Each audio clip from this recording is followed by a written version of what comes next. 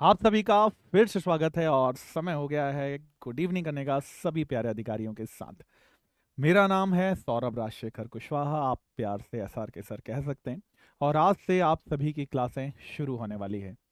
आज इंट्रोडक्शन की भी बात करेंगे, सिलेबस की भी बात करेंगे और आगे बढ़ने का भी काम करेंगे। ठीक है, तो बस जो भी आपके सपने आपने देखे अब उसे हकीकत में बदलना है।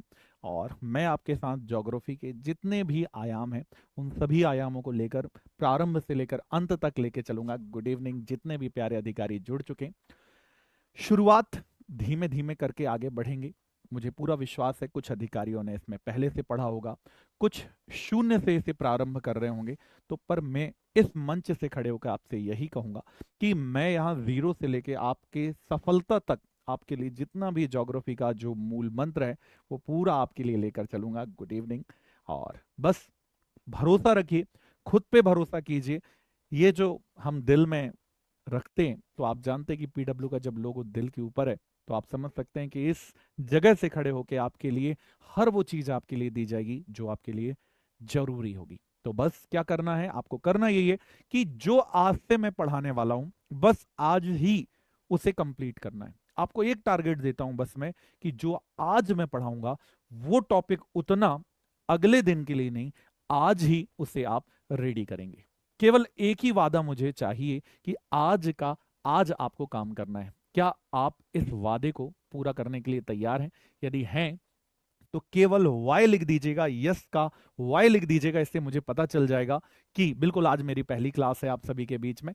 तो विश्वास ये हो जाएगा कि हाँ, विद्यार्थियों का जो पहला भरोसा है, हमारे भावी अधिकारियों का जो भरोसा है, उससे पूरा कर पाएंगे हम। तो बस शुरू करते हैं और इसी के साथ कि क्या है, क्यों है, क्या होता है, ज्योग्राफी किसे कहते हैं, पूरी चीजों पे इस पे बात करेंगे जितने भी अधिकारी हैं। और बस रेगुलर रहना है सबसे पहली बात। दूसरा, डेली अपडेट करना है, नोट्स को डेली रेगुलर आपको रखना है।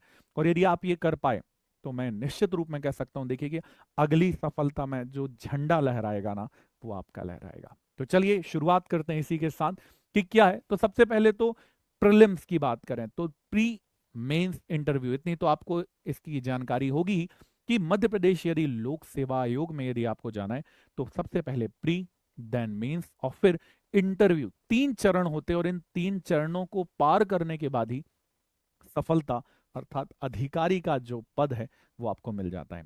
और आपने सबसे महत्वपूर्ण काम कर लिया है, बैच ज्वाइन कर लिया। इट मींस आपने पहला कदम आगे बढ़ा दिया है। और सबसे कठिन क्या आपको पता है? सबसे कठिन है एक कदम आगे बढ़ाना। यदि एक कदम भी आगे बढ़ गए ना, तो इसका अर्थ यह है कि अब आप दौड़ने के लिए तैयार हैं। जैसे हवाई जहाज जो होता है ना, जेट विमान जो होते हैं, उसे ज्यादा संघर्ष आकाश में उड़ने के लिए नहीं चाहिए। उसे ज्यादा संघर्ष लगता है रनवे में से ऊपर उठने के लिए। तो ये रनवे वही है जिसके लिए आप चल रहे हैं, जिसकी हम तैयारी कर रहे हैं। और देखिएगा, यदि आप अच्छे से तैयारी करते हैं तो ये 12 साल के अनुभव से मैं आपसे कहता हूं कि कोई ऐसा चीज नहीं है जो आपको रोक नहीं पाएगी। No one can stop you. तो बस मेहनत करते रहिए बस। तो शुरुआत करते हैं। तो सबसे पहले आते हैं इंडियन ज्योग्राफी। भारत का भूगोल दिया है, वर्ल्ड नहीं दिया है, फिजिकल नहीं दिया है। तो ये बहुत अच्छी बात है कि इसको बहुत कॉम्पैक्ट कर दिया गया है कि आपको जो टॉपिक दिए गए हैं उन टॉपिक में ही आपको क्या करना है, फोकस रखना है। इनमें सबसे पहला टॉपिक दिया, देखिए प्रीलिम्स और मेंस को हम क्या करते हैं, सबसे पहले ये देखते हैं कि क्या इक्वल है, क्या क्या समरूपता इनमें दिखाई देती है। तो सबसे पहले पर्वत, भारत में बहुत सारे पर्वत हैं। पर्वत के बाद छोटे रूप में, स्थायी रूप में मिलती हैं, इन्हें पहाड़ियां कहा जाता है। पठार है, नदियां हैं, झीलें हैं, ये सब चीजें बेसिकली फिजिकल का पार्ट है, भौतिक रूप में जिन्हें आप अपनी आंखों से देखते हैं वो स्वरूप जो मध्य प्रदेश में भी है और पूरे भारत में भी है, ये सब चीज यहां दिखाई देती है। तो पर्वत, सबसे पहले सिलेबस याद करना है साहब। और यदि सिलेबस याद हो गया तो पहली जंग तो हम यहीं से जीत गए। तो पर्वत, पहाड़ी, पठार, झील, नदियां। हम इसे नदी पहले नहीं पढ़ेंगे, हम झील को पहले पढ़ेंगे, क्योंकि कई नदियां ऐसी हैं जिनका उद्गम झीलों से होता है। तो पर्वत, पहाड़ी, पठार, झील, नदियां, ये पांच टॉपिक फिजिकल ज्योग्राफी के हो जाते हैं जिसे हमें भारत के एंगल से बेसिकली देखना है। फिर आ जाता है क्लाइमेट, जलवायु, जो लगातार बदल रही है। मानवीय क्रियाओं के कारण बहुत सारी चीजें क्या हो रही हैं, ये बदल रही हैं। इसमें हमें क्या पढ़ना है? El Nino. लोगों के लिए बहुत टफ है, पर जिस दिन मैं आपको पढ़ाऊंगा उस दिन मैं आपसे पूछूंगा क्या सच में ये टफ था या ये सरल है। तो समय को समय देते हैं, समय समय को बदल देगा। और ये आपके लिए बहुत बड़ी मूल मंत्र की लाइन है, इसे आज याद कर लीजिएगा। समय को समय दीजिए, समय समय को बदल देगा। तो जो आज समय है उसे बदलना है, और जो आपने सोचा है उस समय को हकीकत में आपको लेकर आना है। तो एल लीनो है, ला लीनो है, दक्षिणी दोलन है, पश्चिमी विक्षोभ है, और जलवायु परिवर्तन के परिणाम है। ये क्लाइमेट चेंज के जो कॉन्सिक्वेंसेज हैं, इन सभी पॉइंटों को यहां से क्या करना है? पढ़ना है। इसके बाद क्या आती हैं? प्राकृतिक संसाधन आते हैं। प्राकृतिक संसाधन जो हमारे बीच में है, प्रकृति से हमें प्राप्त होते हैं। इनमें आता है वन, इनमें आता है खनिज, इसमें आता है जल। वन, खनिज, जल। नदी और झील भी जल है, बट इससे अतिरिक्त जो स्टैटिक डेटा है, जो पॉइंट पूछे जा सकते हैं, वो यहां पर हम क्या करेंगे? पॉइंट करने वाले हैं। आगे चलते हैं भाई। इसके बाद आती है इकोनॉमी में आप पढ़ेंगे, अर्थशास्त्र में आप पढ़ते हैं स्टैटिक बार बार बदलता है, कृषि का डेटा।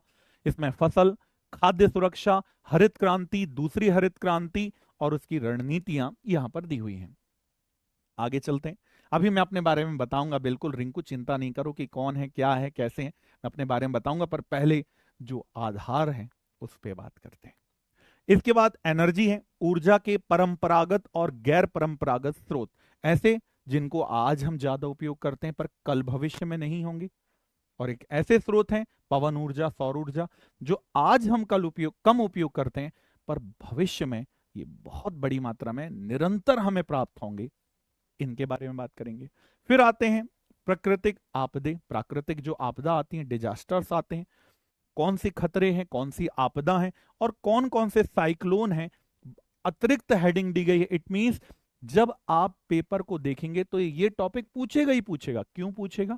क्योंकि आपदाओं का नाम लिखे ना लिखे, उसने चक्रवात का नाम जरूर लिख कर दिया हुआ है। इससे पता चलता है कि ये बहुत महत्वपूर्ण पॉइंट यहां से निकलकर आ जाता है। आगे चलते हैं। जनसंख्या, हम सभी के परिवारों की असीम कृपा से कोरोना के बाद हम दुनिया में नंबर 1 है। किसी के परिवार ने कम भूमिका नहीं निभाई है, सबके परिवार ने बढ़ चढ़ के जनसंख्या वृद्धि में भूमिका निभाई है, जिसमें नहीं निभाना था, पर कहीं तो नंबर 1 आए। ये सोचकर यहां जनसंख्या में हम नंबर 1 है, पर ये अच्छी बात नहीं है ना। कुछ हंस रहे हैं कि हा हा हा, पर ये अच्छी बात नहीं है। जनसंख्या बढ़ेगी तो अनएम्प्लॉयमेंट, बेरोजगारी ज्यादा बढ़ेगी भाई, ये भी देखना पड़ेगा। ठीक है, बिल्कुल सत्यम चौबे बिल्कुल हाहा करके, बिल्कुल एकदम से बिल्कुल खिलखिला के हंस दिए। चलो ठीक है, अच्छी बात है। तो ये टॉपिक यहां से पॉइंट आउट निकल कर आता है। क्लियर है यहां तक? अब ये तो हो गया प्री का टॉपिक, अब प्री का सिलेबस हो गया। अब आते हैं मेंस में। अब यदि मेंस में आ जाए तो मेंस कैसा एंगल दिखाई देता है भाई? तो ये दिखाई देता है हमें पेपर नंबर 1 उसके पार्ट बी में। ठीक है, पेपर नंबर 1 पार्ट बी में ये दिखाई देता है। अब यदि पेपर नंबर 1 के पार्ट बी में है तो क्या प्रीलिम्स में से कुछ चीजें क्लियर कट दिखाई देती हैं? चलो एक बार ये भी देख लेते हैं कि क्या सिमिलरिटीज हैं, क्या क्या चीजें आगे निकल कर आती हैं, क्या चीज कॉमन है, दोनों को देख लेते हैं। तो सबसे पहले निकल कर आता है भारत का भौतिक स्वरूप और जलवायु। इसमें इतिहास का एक बहुत इंपॉर्टेंट टॉपिक है, इतिहास से जोड़कर इसे देखा जाता है। प्राचीन भारत में भौगोलिक ज्ञान, कि प्राचीन इतिहास जब आप पढ़ रहे होते हैं तो उसमें ही बहुत सारी चीजें इसमें निकलकर यहां पर आती हुई नजर आएंगी आपको। दूसरा है भारत के भूआकृतिक प्रदेश, जियोलॉजिकल जो पार्ट्स हैं, भौतिक भाग हैं। इसमें सबसे उत्तर में स्थित है हमारे हिमालय, हिमालय के जस्ट नीचे आएंगे, अभी पढ़ेंगे इसके बाद उत्तर भारत का मैदान, और उत्तर भारत के मैदान के नीचे जब हम आ जाएंगे तो इसे कहा जाता है प्रायद्वीपीय पठार। ठीक है, ये जो पूरे टॉपिक हैं इसे हम pre plus mains combo base पर देखने वाले हैं, ना प्री अलग ना मेंस अलग। डेली हर टॉपिक पे हम बात करेंगे। पहले मैं इसके सिलेबस को डिकोड कर दूं, फिर आपसे बात करेंगे कैसे हम पढ़ने वाले हैं, क्या आपके लिए पॉजिटिव रहेगा, कैसे हम चलें तो एक बार में सफलता आप हासिल कर पाएंगे, इसकी बात करेंगे। बस कॉपी में एक शब्द लिखा होना चाहिए, कॉपी के पहले पेज पे लिख दीजिएगा, ज्योग्राफी के कॉपी के, उसको कहते हैं सब्र, इसे कहा जाता है पेशेंस। और मुझे मेरे अधिकारियों पे पूरा भरोसा है कि आज पहले दिन के बाद आप समझ जाएंगे कि क्या आपको मिलने वाला है, कैसे आपको देखना है, किस दृष्टिकोण से आगे लेकर चलना है। आगे चलते हैं। इसमें भी देखिएगा क्या वही टॉपिक आ रहे हैं जो प्रीलिम्स में थे। पर्वत, तो यहां पर हिमालय पर्वत के बारे में दे दिया गया है। इसके बाद पहाड़ियां, पहाड़ियों के बाद पठार, पठार के बाद वही नदी और ये झील, अर्थात ये पूरा जो टॉपिक है ये वही टॉपिक है जो प्रीलिम्स में था, अर्थात मेंस में भी वही लाइन, प्री में भी वही लाइन। आगे बढ़ते हैं। इसके बाद आती हैं भारत की मिट्टियां, कौन कौन सी मिट्टी है, कैसी मिट्टी पाई जाती है, आपके खेत में कौन सी मिट्टी है, उसमें क्या उगाएंगे तो ज्यादा अच्छी खेती होगी। भारत जो विकासशील है, इसे विकसित यदि बनाना है तो उसके लिए हमें क्या उगाना होगा। क्या गेहूं धान गन्ना से काम चल जाएगा? एवोकाडो की खेती क्यों जरूरी है? क्यों लगातार भारत में नए नए नवाचार आ रहे हैं, इस पे भी बात करनी है। आगे बात करते हैं क्लाइमेट, जलवायु, सेम वही टॉपिक जो वहां पर दिया हुआ था, बस इसमें कुछ चीजें एडिशनल ऐड की गई हैं। क्या क्या? ऋतु, तापमान, वर्षा, मानसून की उत्पत्ति जिसमें ऊपरी वायु परिसंचरण सिद्धांत है जिसे जेट स्ट्रीम सिद्धांत कहते हैं। फिर वही वाला टॉपिक जो प्रीलिम्स में दिया गया था, एलिनो, लालिनो, दक्षिणी दोलन, इसमें ऐड किया है पश्चिमी विक्षोभ, इसमें ऐड किया गया है आईओडी, इंडियन ओशियन डाइपोल। फिर वही टॉपिक जलवायु परिवर्तन के परिणाम।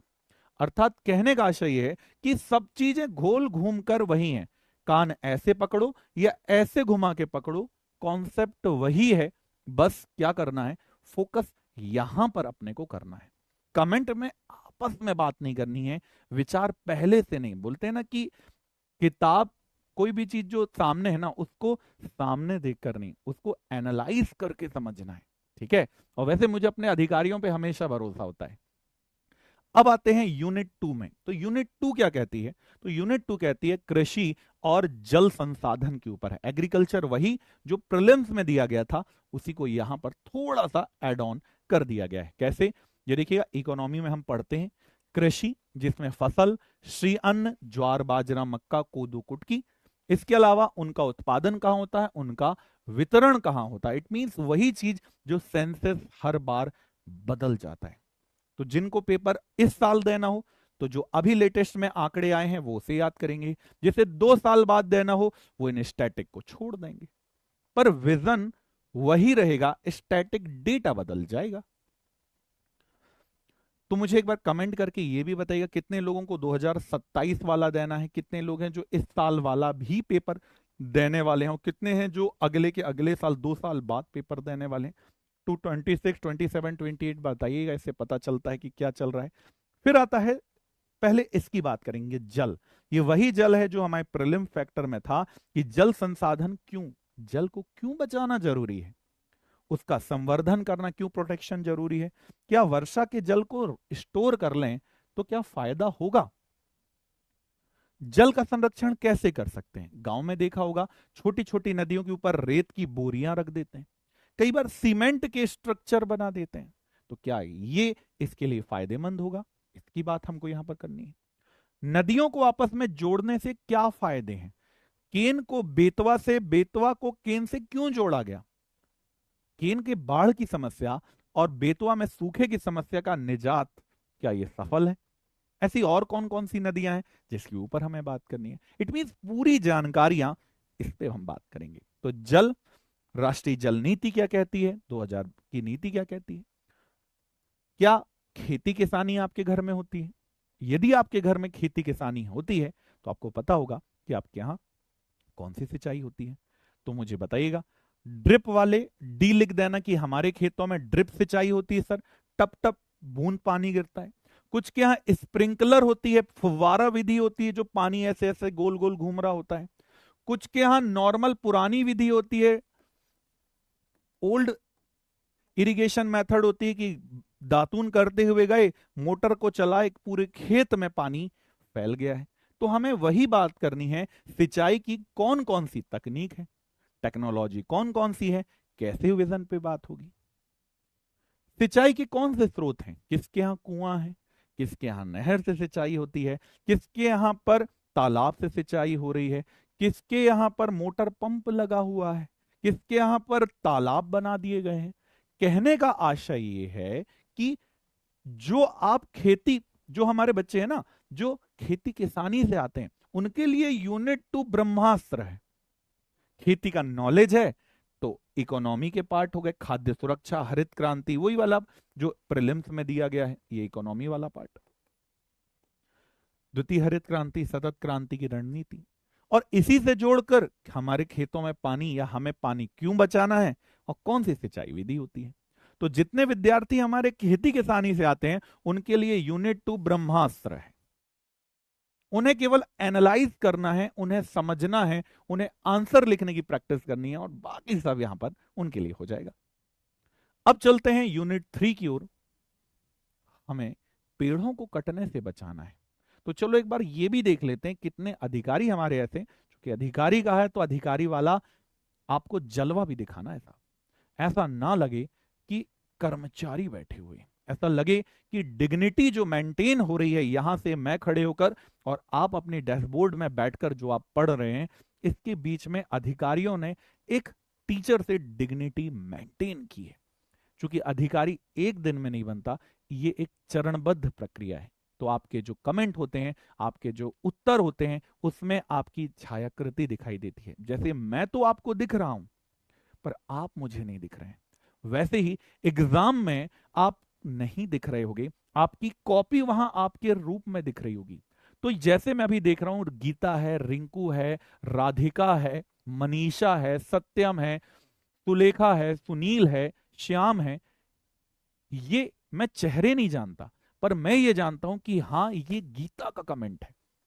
तो गीता का कमेंट गीता की प्रतिलिपि बनता है, श्याम का कमेंट श्याम की प्रतिलिपि बन जाता है। तो आपको वही कमेंट करना है जो एक अधिकारी के रूप में होते हैं। अर्थात जब एग्जाम में आप फाइनल लिख रहे होंगे तो आप वहां रिप्रेजेंट नहीं होंगे, आपकी कॉपी वहां रिप्रेजेंट होगी। मेरी बात समझ में आ रही है? तो ये चीजें आपको क्या करना है, समझ के चलना होगा, और आज से इसकी आधारशिला हम लेकर चलेंगे। और आगे चलते हैं। तो हमारे आसपास वन है, पेड़ों को कटने से बचाना है, तो वन के बारे में देखना है, कौन से प्रकार हैं, कहां कौन से पाए जाते हैं, इसकी बात करेंगे। फिर आते हैं खनिज, मिनरल। अधिकारियों की सबसे पहले जो लड़ाई द्वंद्व चालू होता है ना, वो इन अनाधिकृत खनिज निकालने वालों के साथ होता है। ये किसी के ऊपर भी ट्रैक्टर ट्रक चला सकते हैं। तो बाजीराव सिंघम बन के नहीं जाना है, हमको थोड़ा ध्यान रखना है कि थोड़ा बल को लेकर चलें। सिंघम मूवी में अच्छा लगता है, एक्चुअल जिंदगी में सिंघम अकेले निकलेगा तो ये जो खनन करने वाले लोग हैं उन्हें कहीं भी दबा देंगे। तो हमें अपने ज्ञान कौशल की सहायता से इसे रोकना है। सिंगल काम नहीं करना है, हमें फुल टीम के साथ काम करना है। आगे चलते हैं। ऊर्जा, ऊर्जा संकट, कोयला खत्म हो रहा है तो क्या करें। क्यों हमारे गांव में सोलर पैनल लग रहे हैं, क्यों सोलर ऊर्जा के यंत्र हम लगा रहे हैं खेतों में, क्यों पवन चक्कियां काम कर रही हैं, इसी पे बात करनी है। और ऊर्जा के गैर परंपरागत स्रोत कौन कौन से हैं। परंपरागत वो हैं जो हम निरंतर प्राचीन काल से उपयोग कर रहे हैं, और गैर परंपरागत वो है जिसे अभी हम शुरू कर रहे हैं, हमें इनिशियल फेज में है। Thank you Monika Sharma. आगे चलते हैं। अब आते हैं उद्योग, इंडस्ट्री, जो हमारे देश में और लगनी चाहिए। इनमें लोहा और इस्पात, ठीक है। आगे चलते हैं। सीमेंट, कागज, शक्कर, सूती वस्त्र उद्योग और प्रमुख फूड प्रोसेसिंग, खाद्य प्रसंस्करण उद्योगों की यहां पर हमें चर्चा करनी है। आगे चलते हैं। अब आते हैं यूनिट 4, वही जो प्रीलिम्स में थी, आपदा। यहां पर आपदा के नाम लिख दिए हैं, इट मींस यदि मेंस हम कवर कर लें प्री ऑटोमेटिक हो जाएगा। इसमें क्या क्या है, भूकंप नाम सुना है, सुनामी सुना है, सूखा, बाढ़, ओला। एक चीज बताना, कितने हमारे ऐसे आज के वर्तमान भावी अधिकारी हैं जिन्होंने बचपन में वो बर्फ के वो जो छोटे छोटे गिर जाते थे उनको धोकर, एक बार ईमानदारी है ना, ईमानदारी एमपीपीएससी की कसम वाली, हाँ याद रखिएगा। आगे चलते हैं। इसमें कोहरा है, इसमें बादल फटने की कंडीशन है, बिजली चमकना, तड़ित झंझा है, भारत में चक्रवात है, देखो यहां पर भी अलग से दिया हुआ है। और आगे चलते हैं। पर्यावरण प्रदूषण की बात करते हैं, एनवायरमेंट की बात करते हैं। हाँ खाया है भाई साहब, राधा, वेरी गुड। तो वायु प्रदूषण, जल प्रदूषण, मृदा या भूमि प्रदूषण, उनका रोकथाम कैसे करना है, भूमि प्रदूषण को कैसे रोकें, नियंत्रण और प्रबंधन कैसे करना है, प्रदूषण कम करने के उपाय हैं। चलो तो ये हो गया। इसके बाद आता है, हम सभी के परिवारों की असीम कृपा से जनसंख्या वृद्धि हुई है, संसाधनों पर दबाव पड़ा हुई है। पहले 1 किलो आम था, 4 लोग घर में होते थे, आसानी से खाएंगे। 1 किलो आम है और 8-10 दर्जन भर बच्चे हैं, कहां से खाएंगे? तो वही हो गया, संसाधनों पर जनसंख्या का दबाव हो गया भाई।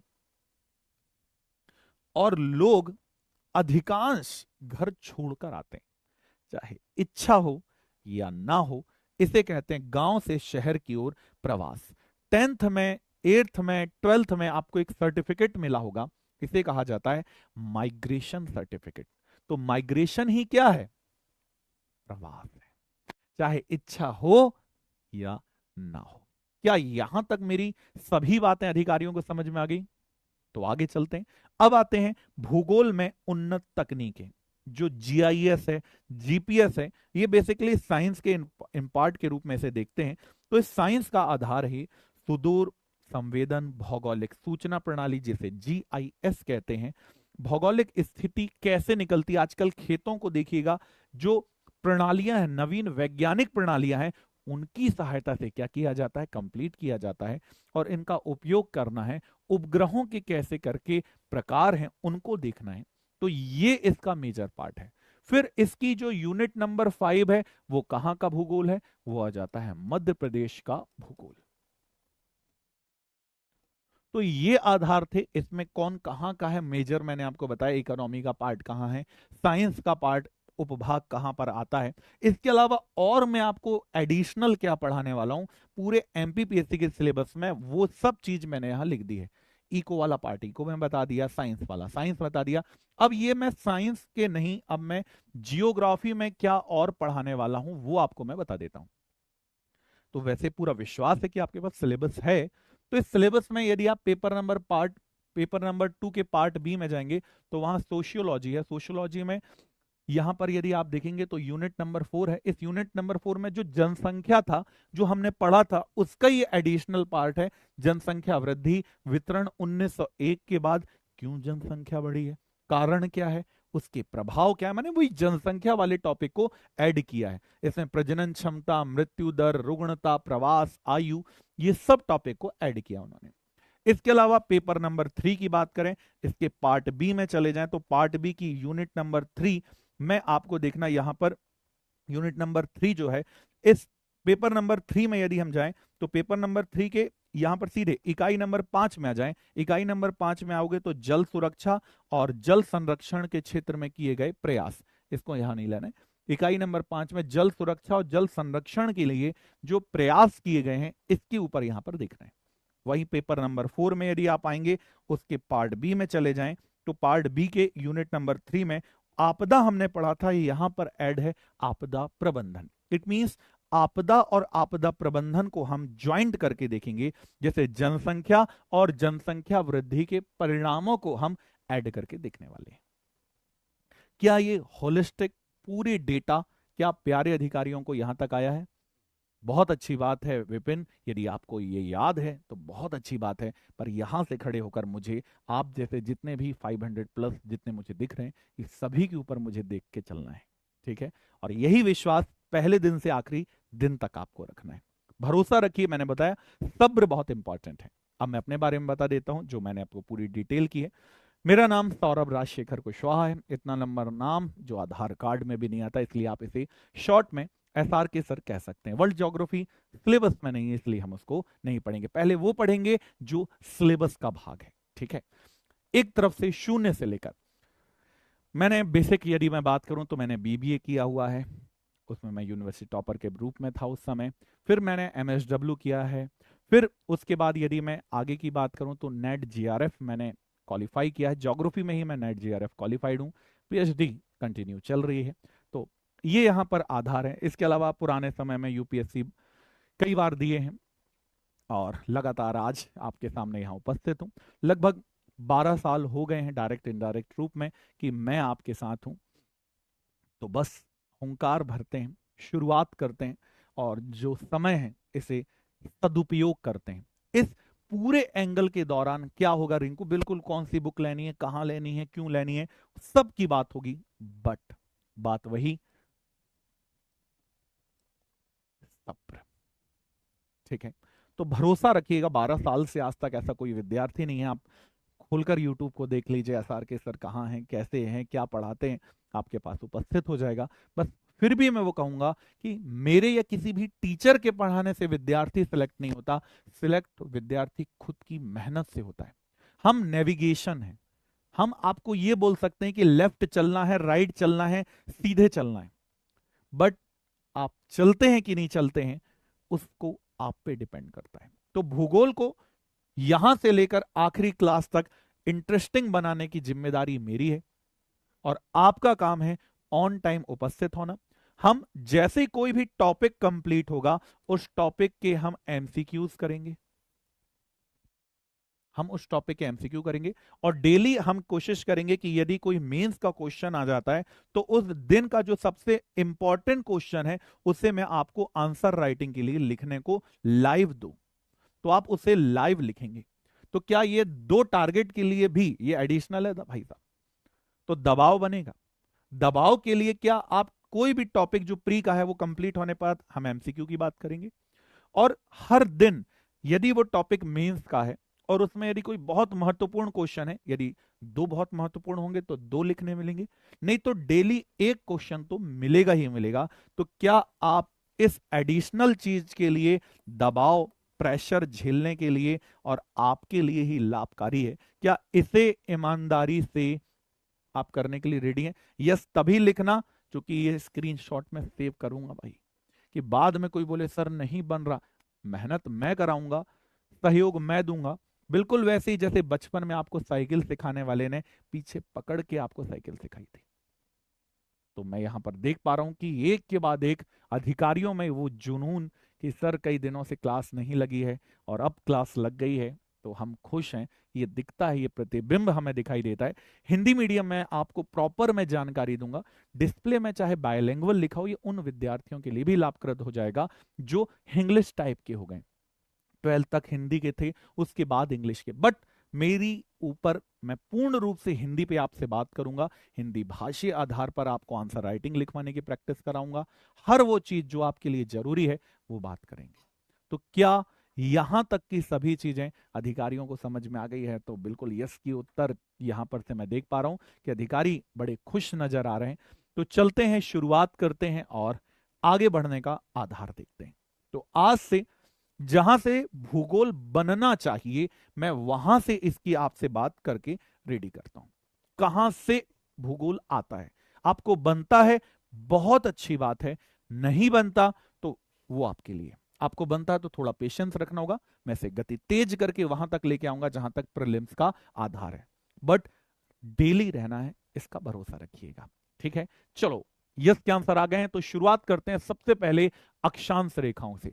ये हमारे सिलेबस का आधार नहीं है, बट ये पढ़ना जरूरी है और आज का आज कंप्लीट करके टारगेट रखना है, कल सुबह के लिए नहीं छोड़ना है, कल सुबह के लिए रिवीजन छोड़ना है।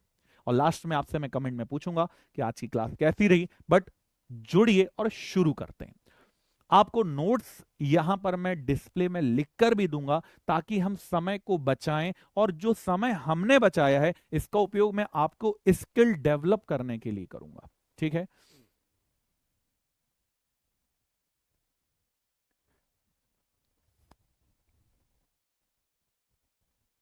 अरे बिल्कुल शिवानी, बिल्कुल पहले दिन से आप सबका बिल्कुल हमेशा ध्यान रहेगा। बस भरोसा, मैंने बोला ना, वो एक शब्द अपनी कॉपी में लिख दीजिएगा और जो भी प्रॉब्लम आती है केवल अब उस प्रॉब्लम को वहां पर रखिएगा। घर में आपको बिल्कुल बनाने का नोट्स यहां पर आपको डिस्प्ले में दिखाऊंगा, आप आराम से उसे जब प्रैक्टिस कर रहे होंगे तो आप उसे लिखते भी चलिएगा। ठीक है, तो चलते हैं, शुरुआत करते हैं फटाफट। अब सबसे पहले आती है कौन सी रेखा? अक्षांश रेखा। तो आप घर में उसे लिखते रहिएगा। यहां हर वो चीज जो काम की है वो आपको पहले से लिखी मिलेगी, ताकि हम समय को बचाएं। पर अब यहां पर रखना है, एनसीईआरटी पढ़नी चाहिए 6वीं से लेकर 12वीं तक। यदि आपके पास टाइम है तो 6 टू 12th जियो की जो एनसीईआरटीज हैं उसे आपको पढ़ना चाहिए। ये बेस है। नहीं भी है कोई टेंशन की बात नहीं, जब तक एसआर के सर आपके सामने खड़े हैं आपको कोई भी ज्योग्राफी की बाधा नहीं आएगी। जो सिलेबस में है, चाहे वो डायरेक्ट आए चाहे इनडायरेक्ट आए, क्लास में उसके बारे में बात जरूर की गई होगी, ये भरोसा रखना। चलो, बहुत बातें करते रहेंगे रेगुलर में, अब हमें चलना है। साथ में नोट्स बनाना है, आंसर है नहीं। साथ में नोट्स नहीं बनाना है, क्लास में केवल फोकस रखना है। पेन कॉपी को रख दीजिए, जब जरूरत होगी तो मैं बोलूंगा कि आप लिखिए, बट क्लास में नोट्स हमें नहीं बनाना है। क्लास के बाद जब आप इसे रिवाइज कर रहे होंगे तब आपको नोट्स बनाने हैं, ठीक? नहीं तो सही समय पे सही काम नहीं हो पाएगा, लिखते लिखते ही पूरी क्लास बच्चों जैसी खत्म हो जाएगी। तो मैंने बताया कि मैंने आप अधिकारी हैं, तो भावी अधिकारियों वाला परिचय जरूर दीजिएगा। चलो अब चलते हैं, अक्षांश रेखाएं। अक्षांश क्या होती हैं वो रेखाएं, बताओ। थोड़ा थोड़ा आपसे मैं पूछते भी चलूंगा, इंटरेक्टिव बनाना है मुझे, तो कमेंट आपकी तरफ से आना चाहिए। अक्षांश वो रेखाएं हैं जो ऐसी लंबी खड़ी रेखाएं हैं, या फिर बी नंबर की जो ऐसी लेटी हुई क्षैतिज रेखाएं हैं। अब बताओ अक्षांश किसे कहेंगे, जो ऐसी लंबवत रूप में दिखाई दे रही हैं या ऐसी जो टेढ़ी ऐसी लेटी हुई दिखाई दे रही हैं, उनके आधार पे पढ़ना है। शिवांगी यहीं पर हो जाएगा, टेंशन की जरूरत नहीं है। तो आधार से शुरू करते हैं। अक्षांश क्या है? तो अक्षांश वो रेखाएं हैं, सबसे पहले समझिएगा, तो ये पृथ्वी है और पृथ्वी के बिल्कुल बीचों बीच जो रेखा है इसे कहा जाता है विषुवत रेखा। क्या कहा जाता है इसे? तो पृथ्वी के बिल्कुल बीचों बीच जो रेखा है इसे कहते हैं विषुवत रेखा। और विषुवत रेखा से एक एक डिग्री के अंतर में, कितने डिग्री के अंतर में? 1 डिग्री, फिर यहां 2 डिग्री, 3 डिग्री, 4 डिग्री, ऐसे करके 1 2 3 ऐसे करके एक एक डिग्री के अंतर में जितनी भी जो काल्पनिक रेखाएं खींची गई हैं, याद रखिएगा ये जितनी रेखाएं हैं ये कोई वास्तविकता में पृथ्वी में खींची हुई नहीं दिखाई देती हैं, ये सब कल्पना है, इमेजिन है। कल्पना कीजिए कि आप मंगल ग्रह में हैं। अब मंगल ग्रह तो गए नहीं, पर कल्पना है कि वो आप वहां हैं। तो वही है अक्षांश। क्या है? विषुवत रेखा के समानांतर। विषुवत माने 0 डिग्री, 0 डिग्री को और क्या कहते हैं? भूमध्य रेखा, इंग्लिश में कहते हैं इक्वेटर। मैं इंग्लिश जानबूझ के वर्ड का उपयोग करूंगा, क्योंकि एग्जाम में कई बार हिंदी के साथ इंग्लिश के वर्ड भी होते हैं, और हिंदी का वर्ड कुछ ऐसा दे दिया टर्मोलॉजी में जो आपको नहीं समझ में आ रहा है। तो हिंदी तो 100% है, पर इंग्लिश के शब्दों को भी थोड़ा थोड़ा थोड़ा थोड़ा ऐड करते चलना है, ठीक है?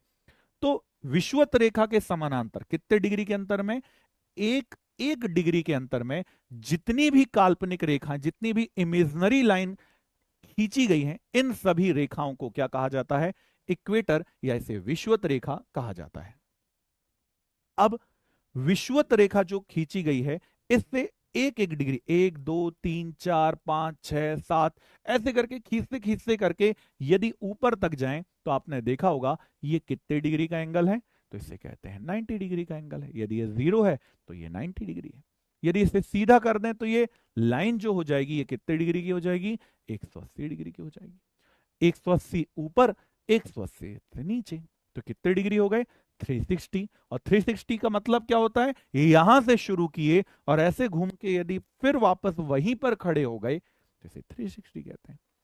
तो कहने का आशय यहां पर यह था कि विषुवत रेखा के समानांतर एक एक डिग्री के अंतर में ये जो पॉइंट है वो 90 डिग्री ऊपर है, 90 डिग्री नीचे। तो पहला प्रश्न जो यहां से लोग रटते हैं, यहां से हमें समझना है, ठीक है? सब क्लास में हो जाएगा यशवंत, बस भरोसा, मैंने बोला ना। अभी यहां फोकस करते हैं, थोड़ी देर बाद फिर से बात करेंगे, अभी क्लास पे फोकस करते हैं, ठीक है? कमेंट को स्लो डाउन करें और डिस्प्ले पे फोकस चालू करें। शुरू करते हैं। तो 1 2 3 4 5 6 7 8 करके यदि ऊपर तक बढ़े तो 90 डिग्री ऊपर और यहां भी 1 2 3 4 करके यहां पर आए तो 90 डिग्री नीचे। तो पहला प्रश्न यहीं से बनता है, जो लोग रटते हैं यहां रटना आज से खत्म करते हैं। मुझे रटाने का शौक नहीं है, मुझे कॉन्सेप्ट समझाने का शौक है। मेरे अधिकारी रट के आंसर नहीं देते, मेरे अधिकारी WH वर्ड में उत्तर देते हैं। क्यों, कैसे, क्यों हुआ, कब हुआ, इस पे उत्तर बात करते हैं। तो 90 ऊपर, 90 नीचे और बीच की 0 डिग्री खुद। तो यदि प्रश्न आ जाए कि पृथ्वी में कुल कितने अक्षांश हैं, तो आंसर हो जाएगा 181। कैसे हुआ 181? 0 के ऊपर 1 2 3 4 करके यहां तक गए तो 90 ऊपर, 1 2 3 करके नीचे आए तो 90 नीचे। तो 90 और 90 हो गए 180, और बीच वाली लाइन 0 डिग्री खुद। तो अक्षांशों की संख्या कितनी है? तो अक्षांशों की संख्या है 181। अब आ रही आती है अक्षांश रेखा कितनी है। सर दोनों तो बात एक ही है। तो मैं कहूंगा नहीं अधिकारी, दोनों एक नहीं है। अक्षांश रेखा क्या है? रेखा वो होता है जिसके लिए, रेखा होने के लिए कितने पॉइंट होने चाहिए? कम से कम 2 बिंदु होना चाहिए। पर आप जानते हैं कि उत्तरी ध्रुव और जो दक्षिणी ध्रुव है, ये तो एक केवल बिंदु है। सर कैसे हैं, हमें समझ नहीं आ रहा। तो इसके लिए चलिए हम समझने का काम करते हैं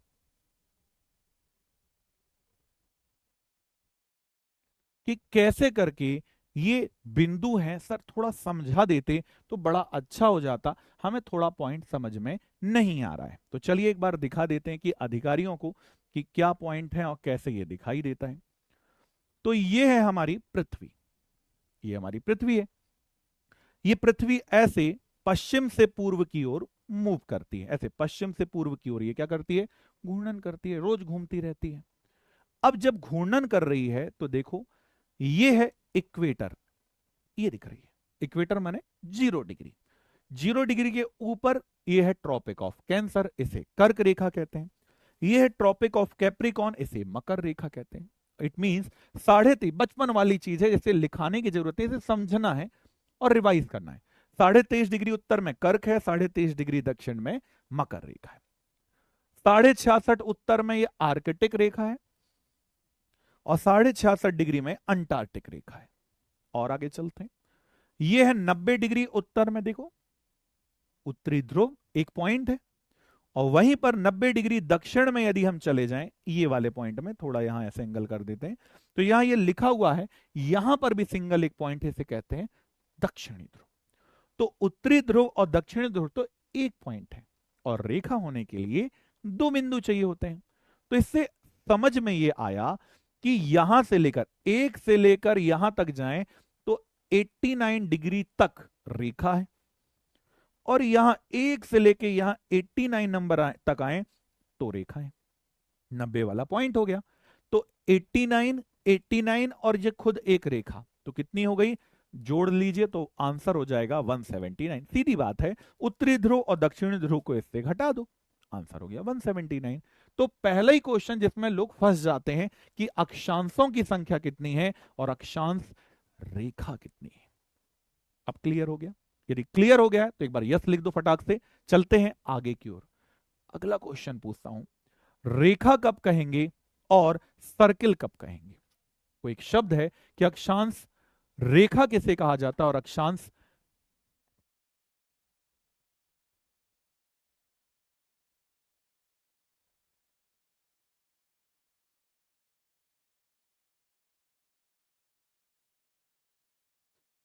तो ये हो जाती हैं अक्षांश रेखा। क्या यहां तक समझ में आया है सभी अधिकारियों को? एक बार बताइएगा। यदि समझ में आया है तो ठीक है, कुछ का नो होगा तो भी कोई टेंशन नहीं है, फिर से एक बार मैं यहां से शुरुआत कर दूंगा, ठीक है? कोई चिंता का विषय नहीं है। मैं आपको क्या बोल रहा हूं, जब मैं आपसे बोलूं कमेंट करना है तो सभी को कमेंट करना है, और जब आपको लगे कि सर थोड़ा सा प्लीज एक पॉइंट और फिर से बताइए, फिर से बताएंगे। लिखने में फोकस नहीं होगा, यहां फिट करना है, कॉपी एग्जाम में नहीं जाएगी बाबू भैया, कॉपी नहीं, दिमाग जाएगा एग्जाम में। कोई बात नहीं, राधिका स्लो नेट है तो फिर सही करो भाई, थोड़ा सा इसको क्या करना है, हमें विजन में रखना है। तो थोड़ा भरोसा, थोड़ा आधार और इसको शुरुआत। तो ये चीजें हमें क्या करनी है, आधार में आगे लेके चलनी है। ठीक है, कुछ को समझ में नहीं आया है पर मैं इसको लेके चलूं, पर मैं आपसे फिर से बोलता हूं कि 6वीं से लेके 12वीं तक की एनसीईआरटी को पढ़ना चाहिए। अब जैसे कौन सा टॉपिक चल रहा है तो उसको थोड़ा पहले से ऐड करके हमको आना है। ठीक है, तो फिर से मैं समझा देता हूं, इससे कोई दिक्कत नहीं है। क्या स्पीड सही लग रही है अधिकारियों को, एक बार कमेंट करके बताओ, क्या स्पीड यहां पर सही लग रही है अधिकारियों को?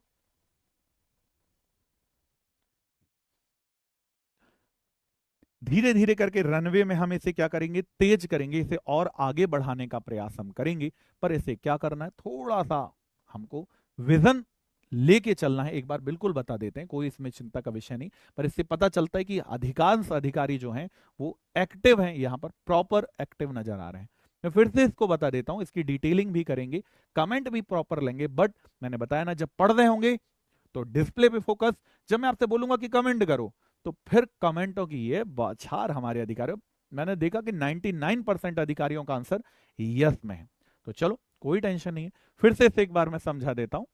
चलना है, शुरुआत करनी है, कुछ तकनीकी आधार की बात करते हैं जो ज्योग्राफी के लिए बहुत बेसिक होते हैं, बहुत प्रारंभिक होते हैं, और ये आपके लिए जानना बहुत जरूरी है कि आखिरकार ये है क्या, किस आधार पर इसे पढ़ा जाता है, समझा जाता है। सबसे पहले आती है अक्षांश रेखा, कि आखिरकार अक्षांश रेखा होती क्या है, लैटिट्यूड होता क्या है।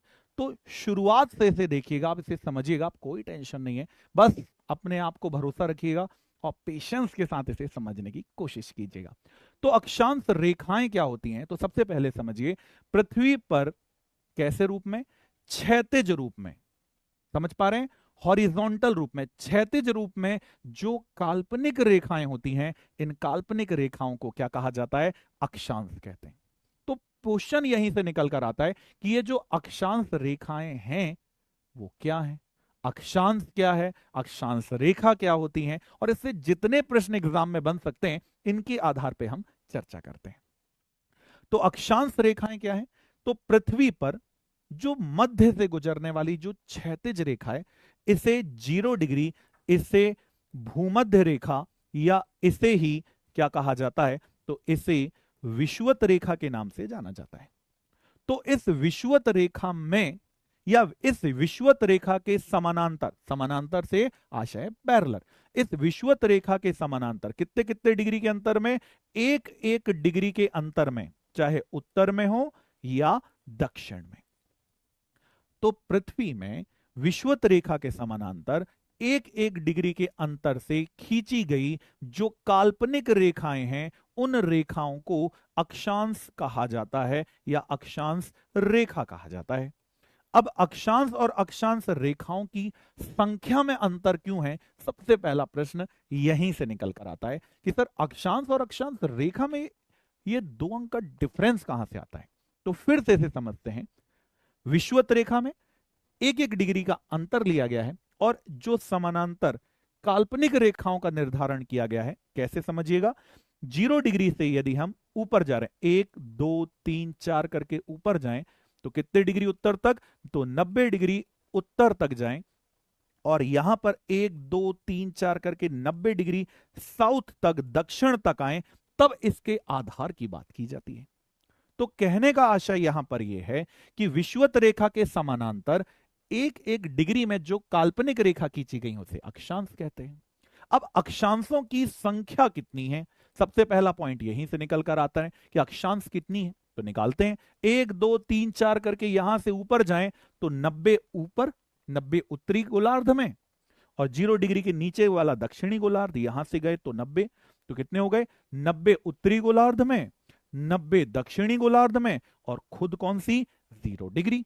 तो आंसर कितना हो गया, +1, अर्थात 181। तो कभी भी यदि ये क्वेश्चन आ जाए कि अक्षांशों की संख्या कितनी है, तो अब मुझे पूरा विश्वास है अधिकारी रट के उत्तर नहीं देंगे, अधिकारी समझकर उत्तर देंगे कि अक्षांशों की संख्या 181 है। अब बात करते हैं अक्षांश रेखा कितनी है। तो सर अक्षांश और अक्षांश रेखा में कुछ अंतर होता है क्या, तो मेरा उत्तर है बिल्कुल हां। अक्षांश रेखा होने के लिए 2 बिंदुओं की आवश्यकता होती है। रेखा लाइन होने के लिए कितने पॉइंट चाहिए? 2 बिंदुओं की आवश्यकता होती है। और 2 बिंदु जो लाइन बनी हुई है, ये लाइन 2 बिंदुओं से मिलकर बनेगी। और बिंदु होने के लिए अब यदि आप यहां पर ऊपर देख पा रहे होंगे तो आप यहां फिर से देखिएगा कि ये हमारी पृथ्वी है। और इस पृथ्वी, जो ये पृथ्वी है, ये ऐसे पश्चिम से पूर्व की ओर क्या करती है? घूर्णन करती हुई नजर आती है। 23.5 डिग्री झुकी हुई है और ऐसे घूर्णन करती हुई दिखाई देती है। अब इस पृथ्वी के बीचों बीच जो रेखा है, इसे जिसे हम विषुवत रेखा कहते हैं, ये इक्वेटर है, इसे धीरे धीरे धीरे करके ऊपर की ओर जाएंगे तो 90 डिग्री उत्तर में उत्तरी ध्रुव है ये, और 90 डिग्री दक्षिण में जाएंगे तो ये दक्षिणी में दक्षिण ध्रुव है। और ध्रुवों में क्या हमें 2 पॉइंट दिखाई देते हैं या 1 पॉइंट दिखाई देता है? कितने बिंदु हैं? तो आंसर है 1। तो यदि बिंदु ही 1 है तो रेखा ये नहीं बन पाएगी। और यही रीजन है कि अक्षांश रेखाओं की संख्या 181 से 2 घट जाएगी, उत्तरी ध्रुव और दक्षिणी ध्रुव। और अब अक्षांश रेखाओं की यदि हम संख्या को देखेंगे तो अक्षांश रेखाओं की संख्या 179 हो जाएगी। अब मुझे भरोसा है कि अब अधिकारी इसे कभी रटेंगे नहीं, अब उन्होंने पहली बार इसे समझ लिया है। अगला क्वेश्चन, रेखा कब कहेंगे और वृत्त कब कहेंगे? भाई रेखा है तो ये लाइन है, पर अक्षांश वृत्त भी तो होते हैं। जैसे यदि आप इस मैप को देखें जिसको मैंने अभी आपको दिखाया था, तो इस मैप में 3D पूरा विजुलाइज करके आपको ज्योग्राफी पढ़ाई जाएगी। तो इस मैप में यदि आप इसे देखें तो आप इस मैप में देख पाएंगे कि यहां पर जो नाम लिखे हुए हैं, देखिए यहां पर लिखा है अंटार्कटिक सर्किल, हिंदी में कहा जाए तो यह आर्कटिक आर्कटिक वृत्त, आर्कटिक वृत्त लिखा है। यहां आर्कटिक लाइन तो लिखी नहीं है, आर्कटिक सर्किल लिखा है। क्यों लिखा है?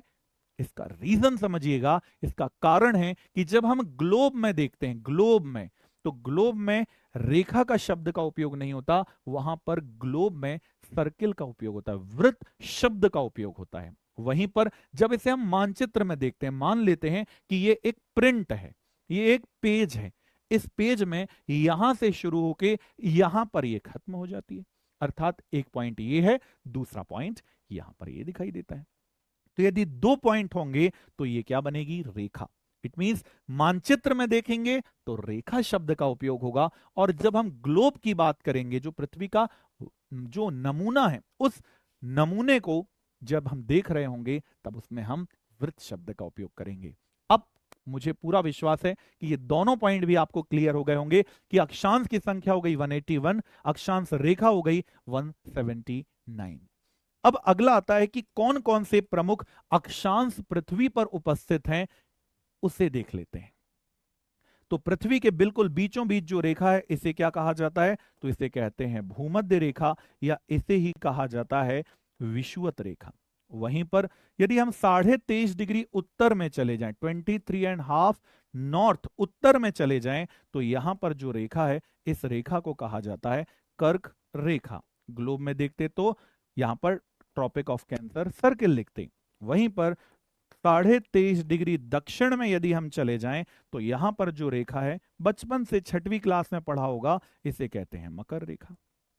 और आगे चलते हैं, 66.5 डिग्री उत्तर में यदि हम चले जाएं तो इसे कहते हैं आर्कटिक सर्किल, आर्कटिक रेखा, वृत्त नहीं कहेंगे, आर्कटिक रेखा। वहीं पर 66.5 डिग्री दक्षिण में यदि हम चले जाएं तो इसे कहा जाएगा अंटार्कटिक रेखा। अब ध्रुव बच गए हैं। यहां पर बताइए कौन सा ध्रुव है? 90 डिग्री उत्तर में कौन सा ध्रुव? तो इसे कहा जाता है उत्तरी ध्रुव। और 90 डिग्री दक्षिण में चले जाएं, 90 डिग्री दक्षिण में चले जाएं यदि हम, तो यहां पर स्थित है दक्षिणी ध्रुव। तो ये हो गया वो मेजर पॉइंट जिसके लिए हमें क्या करना था? समझना था। थोड़े इंग्लिश के टर्मिनोलॉजीज को भी हमें देखना है। तो चलिए आगे की ओर चलते हैं। अक्षांश रेखा के बारे में जो इंपॉर्टेंट फैक्ट हैं, जो आ सकते हैं, जो हमें याद ही होना चाहिए, उसकी बात कर लेते हैं। तो सबसे पहले वे काल्पनिक रेखाएं जो संपूर्ण ग्लोब पर, ग्लोब आप समझ गए हैं, या फिर पश्चिम से पूर्व या पूर्व से पश्चिम की ओर काल्पनिक रूप में खींची गई हैं, इन्हें अक्षांश कहते हैं। दूसरा पॉइंट, अक्षांशों की कुल संख्या कितनी है? 181 है। रटा नहीं, समझ लिया है। यही बेस है, और नींव जितनी मजबूत होगी उतनी ऊंची बिल्डिंग खड़ी की जा सकती है। गुड इवनिंग जितने भी लोग ऑनलाइन हैं। इसके अलावा यदि हम देखें, अक्षांश रेखा पूर्ण वृत्त का निर्माण करती हैं। कब करती हैं? यदि उसे हम कहां देखें, ग्लोब में देखते हैं तो ये पूर्ण वृत्त का निर्माण करती हैं। अक्षांश रेखाएं को किस में व्यक्त किया जाता है? तो इसे डिग्री या अंश के एंगल पे, जैसे आपने देखा होगा मैंने लिखा 23.5 डिग्री, अंश का जो साइन है उसे ही डिग्री कहा जाता है, इसे डिग्री में व्यक्त किया जाता है। आगे बढ़ते हैं भाई। दो निकटवर्ती अक्षांश कोई भी, यदि हम ये पृथ्वी है, ये 0 डिग्री है, तो ये 14 डिग्री, ये 15 डिग्री, ये 16 डिग्री, तो कोई को भी लिया जा सकता है। 42 43 को ले लो, 56 57 को ले लो, किसी को भी ले लो। तो किन्हीं भी दो जो अक्षांश हैं उनके बीच की दूरी कितनी होती है, ये एग्जाम में कई बार पूछा गया है, तो याद रखिएगा कितने किलोमीटर है। तो दो अक्षांश कोई भी हो 0 से 90 के बीच में, अब ऐसा नहीं कि 1 और 15 के बीच में, कंटिन्यू वाले 14 15 हो, 57 58 हो, 88 89 हो, कोई भी हो, इनके बीच की दूरी, कंटिन्यू वालों के बीच की दूरी 111 किलोमीटर होती है। इससे किसका निर्धारण होता है? तो अक्षांशों के आधार पर जलवायु क्षेत्र, जैसे कोई उष्ण है, गर्म है, सामान्य है या बहुत ठंडा है, इनका निर्धारण किया जाता है। तो अक्षांश के बारे में ये फैक्ट बहुत इंपॉर्टेंट हो जाते हैं। अब चलते हैं इसी आयाम को आगे बढ़ाते हुए कि कौन कौन से क्षेत्र इसमें महत्वपूर्ण हो जाते हैं। इनमें यदि महत्वपूर्ण अक्षांशों की बात करें, जो हमने मैप में बनाया उसे आपके लिए डिस्प्ले पे लिख दिया है, ताकि आपको नोट्स यदि नहीं भी बनाना तो आपके पास ये पूरा अवेलेबल यहीं रहेगा। ठीक है, अब फोकस डिस्प्ले पे करते हैं। तो उत्तरी गोलार्ध में 23.5 डिग्री उत्तर में देखें तो कर्क रेखा है, 23.5 डिग्री दक्षिण में है उसे मकर रेखा कहते हैं, 66.5 डिग्री उत्तर में है इसे उत्तरी ध्रुव वृत्त या इसे ही आर्कटिक वृत्त या आर्कटिक रेखा कहेंगे। ग्लोब का उपयोग करेंगे तो वृत्त। अब मुझे लगता है कि पूरे अधिकारी इससे कॉन्फिडेंट होकर उत्तर दे पाएंगे कि वृत्त लिखा है तो ग्लोब की बात की गई है, रेखा शब्द का उपयोग किया गया है तो मानचित्र का यहां उपयोग किया गया है। 66.5 डिग्री दक्षिण में देखेंगे तो दक्षिणी ध्रुव वृत्त, जिसे अंटार्कटिक वृत्त भी कहते हैं, यहां पर प्रमुख रूप से इनकी उपस्थिति देखी जा सकती है। यह वही मैप है जिसमें इसको काल्पनिक रूप से दर्शाया गया है। अब चलते हैं और आगे की ओर, जो हमारे एग्जाम में आ सकता है, जो एमपीपीएससी के सिलेबस के आधार पर इंपॉर्टेंट है, हम उन टास्क पे बेस्ड बात करेंगे। तो यदि मैं बोलूं कर्क रेखा, तो अब अधिकारी बता सकते हैं कि विषुवत रेखा से 0 डिग्री से 23.5 डिग्री उत्तर की ओर चले जाएं, 23.5 23.5 डिग्री उत्तर में जाएं, जो मध्य प्रदेश से होकर भी गुजरती है, इस काल्पनिक रेखा को कर्क रेखा कहा जाता है। और ये बहुत महत्वपूर्ण है। क्या मेरे अधिकारी ये बता सकते हैं कि मध्य प्रदेश के कितने जिलों से जाती है और भारत के कितने जिलों से होकर, भारत के कितने राज्यों से होकर जाती है? कमेंट करके एक बार जल्दी से बताइए, क्या ये जानकारी आपके पास है कि मध्य प्रदेश के कितने जिले और भारत के कितने राज्यों से ये गुजरती है? मैं तो बताऊंगा ही, पर पहले से कितने लोग पहले से प्रिपेयर हैं, इसकी भी चर्चा तो कर लेते हैं एक बार। तो कर्क रेखा की बात करें तो 23.5 डिग्री उत्तर में ये काल्पनिक रेखा दिखाई देती है। वेरी गुड अधिकारी, कमेंट आने लगे हैं। तो कर्क रेखा के बारे में या कर्क वृत्त के बारे में देखें तो पहला पॉइंट कहां पर उपस्थित है, क्योंकि इस बार नेगेटिव मार्किंग है तो 4 ऑप्शन आपके पास होंगे और 4 ऑप्शन में से एक सही है, 1 और 3 सही है, 2 और 4 सही है। इस तरह से फंसो ना, इसके लिए हमने 0 से इसे उठाकर आपको शिखर तक पहुंचाने का काम हम करने वाले हैं, इसलिए उत्तर जरूर दीजिएगा। Very good online.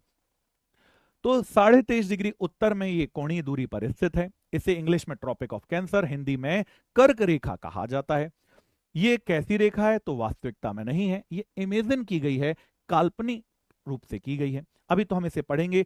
सूर्य एक बार लंबवत, ये लाइन एग्जाम में आ सकती है कि कर्क रेखा में सूर्य की जो लंबवत किरण है वो किस दिन पड़ती है? तो ये वही दिन है जिस दिन हम अंतरराष्ट्रीय योगा डे मनाते हैं ना, योगा दिवस। योग किस दिन मनाते हैं? 21 जून को मनाते हैं। तो 21 जून को सूर्य की लंबवत किरण किस पे पड़ती है? कर्क रेखा में पड़ती हुई नजर आती है। अब जो आपने बताया वही थोड़ा और ऐड किया है मैंने कि ये कितने महाद्वीपों से होकर गुजरती है, तो 3 कॉन्टिनेंट, 3 महाद्वीपों से होकर गुजरती है, 16 देशों से होकर गुजरती है, 6 जल संधियों से होकर, जो वाटर बॉडीज है इससे होकर गुजरती है। आगे ये 3 महाद्वीप कौन से हैं? एशिया, अफ्रीका और उत्तर अमेरिका है। यदि हम इनमें देशों की बात करें तो ये 16 देश हैं, इनमें हम खुद यहां पर उपस्थित हैं। बाकी वर्ल्ड ज्योग्राफी का भाग है, उसे आप छोड़ भी सकते हैं। कहां कहां से जाती है? तो प्रशांत, जो दुनिया का सबसे बड़ा महासागर है, मैक्सिको की खाड़ी, अटलांटिक या अटलांटिक महासागर, लाल सागर, अरब सागर, ताइवान की खाड़ी, ऐसे जल क्षेत्रों से होकर ये गुजरती है। और ये लाइन आपको पहले से याद है कि कर्क रेखा को काटने वाली नदी कौन सी है? माही नदी है, जो कर्क रेखा को एक नहीं कितने बार काटती है?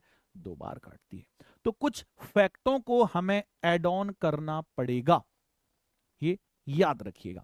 आगे चलते हैं। अब यदि हम बात करें पृथ्वी के प्रमुख कटिबंध क्या होते हैं, तो ये कटिबंध क्या है? वो इलाका जहां से जलवायु का मूलतः निर्धारण होता है। चलिए एग्जाम के जैसे आपसे ऑप्शन देता हूं। मान लेते हैं कि यहां पर ये आग लगी हुई है, 4 लोग बैठे हुए हैं, ए बी सी डी। अधिकारियों को उत्तर देना है कि इनमें सबसे ज्यादा गर्मी किस पर्सन को लगने वाली है, ए को, बी को, सी को या डी को। यदि आग ये जल रही हो तो कमेंट थोड़ा जल्दी कीजिएगा, फटाफट कीजिएगा। आपके प्रति उत्तर आपने जो कमेंट किए हैं, मैं बोलते बोलते आपके कमेंट का उत्तर भी लेते चलूंगा, आपका उत्तर वैसे ही आपको मिल जाएगा। अभी पूछा जाएगा रिंकू की कौन किस जिले से, पर अभी फोकस यहां हम करेंगे कि आग यदि लगी हुई है ए बी सी डी, तो सबसे ज्यादा गर्मी किसे महसूस होगी? तो ए को सबसे ज्यादा गर्मी महसूस होगी। क्यों? क्योंकि वो आग के सबसे पास है, और जो जितनी दूर होगा उससे उतनी कम गर्मी का एहसास होने वाला है। तो वैसे ही पृथ्वी अपने अक्ष में कितने डिग्री झुकी हुई है? 23.5 डिग्री टिल्ट है, ऐसे चक्कर लगाती है। आपने लट्टू को देखा होगा, तो वो लट्टू के जैसे ऐसे सर्कल करती हुई वो अपनी जगह पे धुरी पे घूर्णन करती हुई नजर आती है। तो यहां से आपने देखा तो पृथ्वी के कौन कौन से कटिबंध हैं, चलिए इस पर एक बार चर्चा करते हैं। अभी मैंने आपसे कुछ आधार की बात की थी, चलिए बता देता हूं। ये पृथ्वी के बीचों बीच 0 डिग्री है, ये कर्क रेखा है, ये मकर रेखा है, ये आर्कटिक रेखा है, ये अंटार्कटिक रेखा है। पहले तो मैं इसका नाम लिख देता हूं ताकि कोई भूले ना, बताना आप ही को है। भूमध्य रेखा, या इसे ही विषुवत रेखा कहा जाता है, ये है कर्क रेखा, ये है मकर रेखा, ये है आर्कटिक रेखा, ये है अंटार्कटिक रेखा, ये है उत्तरी ध्रुव, और ये है दक्षिणी ध्रुव।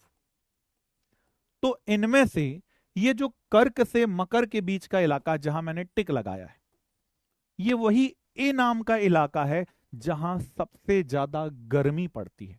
और जो क्षेत्र सबसे ज्यादा गर्म होता है, उस गर्म क्षेत्र को क्या कहा जाता है? तो उस गर्म क्षेत्र को उष्ण कटिबंधीय क्षेत्र कहा जाता है। अर्थात सबसे गर्म क्षेत्र यही होता नजर आता है। इंग्लिश में से ट्रॉपिकल एरिया कहा जाता है। तो ऐसा क्षेत्र जो कर्क से मकर के बीच में है, वो सबसे ज्यादा गर्म होता है। और सबसे गर्म क्षेत्र को क्या कहा जाता है? तो इसे उष्ण कटिबंधीय क्षेत्र कहा जाता है।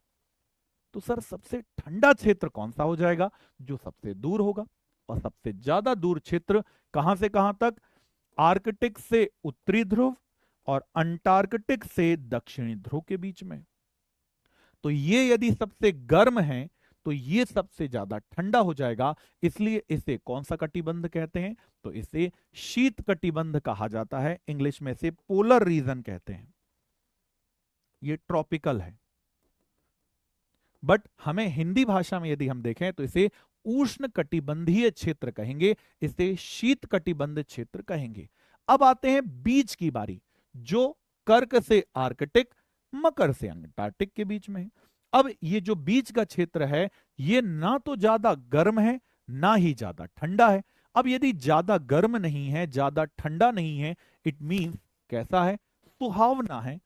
कुल्लू, मनाली, दार्जिलिंग, नैनीताल, ये सब इसी कटिबंध के क्षेत्र में आते हैं। इस क्षेत्र को क्या कहा जाता है? इसे शीतोष्ण कटिबंध क्षेत्र कहा जाता है। इंग्लिश में देखें तो इसे टेम्परेट जोन भी कहा जाता है। बट हमें हिंदी के शब्दों का अधिकांश आधार बनाना है, इंग्लिश याद कर लेना है, समझ लेना है, सुन लेना है। अब मैंने पहले भी आप सभी से कहा कि कमेंट में आपस में नहीं, फोकस यहां करना। अधिकारियों, अधिकारी कहा है तो फिर यहां पर फोकस। तो कितने कटिबंध हो गए? 3 मेजर कटिबंध हो गए। इनके नाम याद कर लो, उष्ण, शीतोष्ण, शीत। सबसे गर्म, सामान्य, ना ज्यादा गर्म ना ज्यादा ठंडा, मानव के रहने के लिए सबसे अच्छी जगह ये रेड रंग का ये एरिया है, शीतोष्ण कटिबंध। फिर आता है शीत कटिबंध। कितने कटिबंध हो गए? 3 कटिबंध आपस में बहुत महत्वपूर्ण है, जो पृथ्वी में हमेशा आपको अलग अलग देशों में देखने को मिलते हैं। अब चलते हैं इन्हीं कटिबंधों के बारे में, एक एक के बारे में थोड़ी चर्चा कर लेते हैं, जो हाइड है। क्योंकि इस बार नेगेटिव मार्किंग है, तो नेगेटिव मार्किंग में आप जानते हैं ना, दबाव रहता है, और हमारे अधिकारियों को ज्योग्राफी पे दबाव ना आए, इसलिए 0 से उठाया है। जहां से लोग छोड़ देते हैं वहां से उठा के आपको बिल्डिंग बनानी है। तो सबसे पहले देख लेते हैं उष्ण कटिबंध क्या होता है, जो सबसे गर्म है। पहला पॉइंट दिमाग में यही होगा कि ये कहां से कहां के बीच में है, तो ये पॉइंट पा सकता है कि ये कर्क रेखा से मकर रेखा के बीच में होता है। इसके अलावा सबसे अधिक गर्म होता है, सबसे अधिक ऊष्मा प्राप्त करता है, सबसे ज्यादा गर्म होता है, इसलिए इसका नाम ही उष्ण कटिबंध रखा गया है। दूसरा, सूर्य वर्ष में एक बार बिल्कुल सिर के ऊपर आता है, और वो दिन कौन सा होता है? 21 जून होता है। ठीक है। उष्ण कटिबंधीय क्षेत्र कहां से कहां के बीच में है? तो कर्क रेखा और मकर रेखा के बीच में होता है। ये पॉइंट आपको याद हो गया। फिर कौन सा आता है? शीतोष्ण कटिबंध, ना ज्यादा गर्म ना ज्यादा ठंडा। इसके बारे में क्या पॉइंट हो सकता है? कहां से कहां के बीच में? कर्क से उत्तरी वृत्त ध्रुव, अर्थात कौन सी रेखा? यदि सामान्य शब्दों में कहें तो इसे कहेंगे आर्कटिक वृत्त या आर्कटिक रेखा। और मकर से दक्षिणी ध्रुव वृत्त, जिसे हम कहते हैं अंटार्कटिक रेखा, इसके अंटार्कटिक रेखा, इसके बीच में मूलतः ही पाया जाता है। दूसरा पॉइंट जो आपको पॉइंट में याद करना है कि कर्क और मकर के बाहर सूर्य कभी भी सिर के ऊपर नहीं आता है। तो हो सकता है ना कि 4 कथन दे दे और उसमें यह पूछ ले कि शीतोष्ण कटिबंध के बारे में निम्न में कौन सा कथन सत्य नहीं है। तब ना फंसो, क्योंकि ए और बी, अर्थात कर्क से लेके मकर और इसके बीच में क्या है? 0 डिग्री। तो सूर्य की लंबवत किरण कर्क रेखा में, विषुवत रेखा में, फिर मकर में, फिर 0 में, फिर कर्क में। अर्थात सूर्य की जो लंबवत किरण है वो इसी के बीच में गमन करती है, इससे ऊपर कभी नहीं जाती, इससे नीचे नहीं जाती। इसका अर्थ ये नहीं है कि सूर्य का प्रकाश यहां नहीं आएगा, आएगा, पर सूर्य की किरण यहां लंबवत ऊपर नहीं पड़ेगी। ये कैसी पड़ेगी? क्रॉस में पड़ेगी, टेढ़ी पड़ने वाली है, तिरछी पड़ने वाली है। ये यहां समझाने का पॉइंट था। अब मुझे लगता है कि अब गड़बड़ नहीं होगी। तो सूर्य सिर के ऊपर कभी नहीं आता है। अब जब सिर के ऊपर ही नहीं आएगा, अर्थात ज्यादा गर्म ही नहीं होगा, इसलिए तापमान मध्यम रहता है। कितने से कितने डिग्री के बीच में है? तो 23.5 से 66.5 डिग्री, चाहे उत्तर में हो या दक्षिण में हो। कहां की बात की जा रही है? यहां की बात की गई है और यहां की बात की गई है। तो 23.5 से 66.5 डिग्री के मध्य यह क्षेत्र दिखाई देता है। अब आता है वो क्षेत्र जहां जाकर रूह भी कांप जाए, इतना ठंडा क्षेत्र, इसे क्या कहते हैं? इसे शीत कटिबंध कहते हैं भाई। अब शीत कटिबंध के बारे में देखें तो ये कहां से कहां तक है? तो ये उत्तरी ध्रुव वृत्त से उत्तरी ध्रुव तक है, आर्कटिक से उत्तरी ध्रुव तक है, और दूसरा है दक्षिणी ध्रुव वृत्त से, अर्थात अंटार्कटिक से दक्षिणी ध्रुव के बीच में दिखाई देता है। चूंकि यहां सूर्य की किरण कैसे पड़ती है? क्षितिज पर कभी नहीं आती, बहुत कम समय के लिए आती है, इसलिए तापमान ठंडा रहता है। कितने से कितने डिग्री के बीच में है? तो 66.5 से 90 डिग्री, चाहे उत्तर में हो या दक्षिण में हो, यहां के बीच में इसकी उपस्थिति दिखाई देती है। आगे, अब भाई जब सूर्य सिर के ऊपर ही नहीं आएगा, सूर्य का प्रकाश ही नहीं पड़ेगा, तो क्या होगा? जब सूर्य का प्रकाश नहीं पड़ेगा तो ठंड ज्यादा होगी, ठंड की ऋतु लंबी हो जाएगी, और सर्दियां कैसी होगी? कड़ाके की होगी। आपने देखा होगा ना, कनाडा में पड़ती है महीनों महीनों रात रहती है, तो ये वही स्थिति यहां पर निकल कर आ जाती है। अब एक बार मुझे अधिकारी बताइए, जो एक लाइन में मैं समझा सकता था उसे मैंने फुल डेप्थ में आपको समझाया है, अक्षांश। क्या ये समझ में आया है? यदि आया हो तो पूरा यस भी लिखने की जरूरत नहीं है, वाई लिखकर इसे कंप्लीट करते हैं और आगे की ओर चलते हैं। अब अगला जो टॉपिक है इसे कहा जाता है देशांतर। हमें जल्दी कंप्लीट करने का आधार नहीं है, हमें बेस मजबूत करके एक बार पढ़ो, बार बार पढ़ने की जरूरत ना हो, एक बार पढ़ो और जो पढ़ लिया वो अनंत तक स्थिर रहे, इसके लिए आप इस पर भरोसा करिए जो दिल में लेकर हम चलते हैं। तो यहां पर मैं कमेंट देख पा रहा हूं ऑनलाइन, फटाफट आप लोग भी कमेंट कीजिएगा। राधिका, दीपक और बाकी जो अधिकारी, फटाफट फटाफट आप लोग कमेंट करते चलिएगा। और यहां मैं देख पा रहा हूं यस के उत्तर, प्रत्युत्तर फटाफट लेकर आगे बढ़ते हैं। अब अक्षांशों की बात हमने कर ली। अब अक्षांश की बात कहां पर से की थी? तो ये जो रेखाएं आप देख रहे थे, तो ये जो रेखाएं व्हाइट रंग में दिख रही थी और ये मेजर वाली येलो में दिख रही थी, ये थी अक्षांश रेखाएं।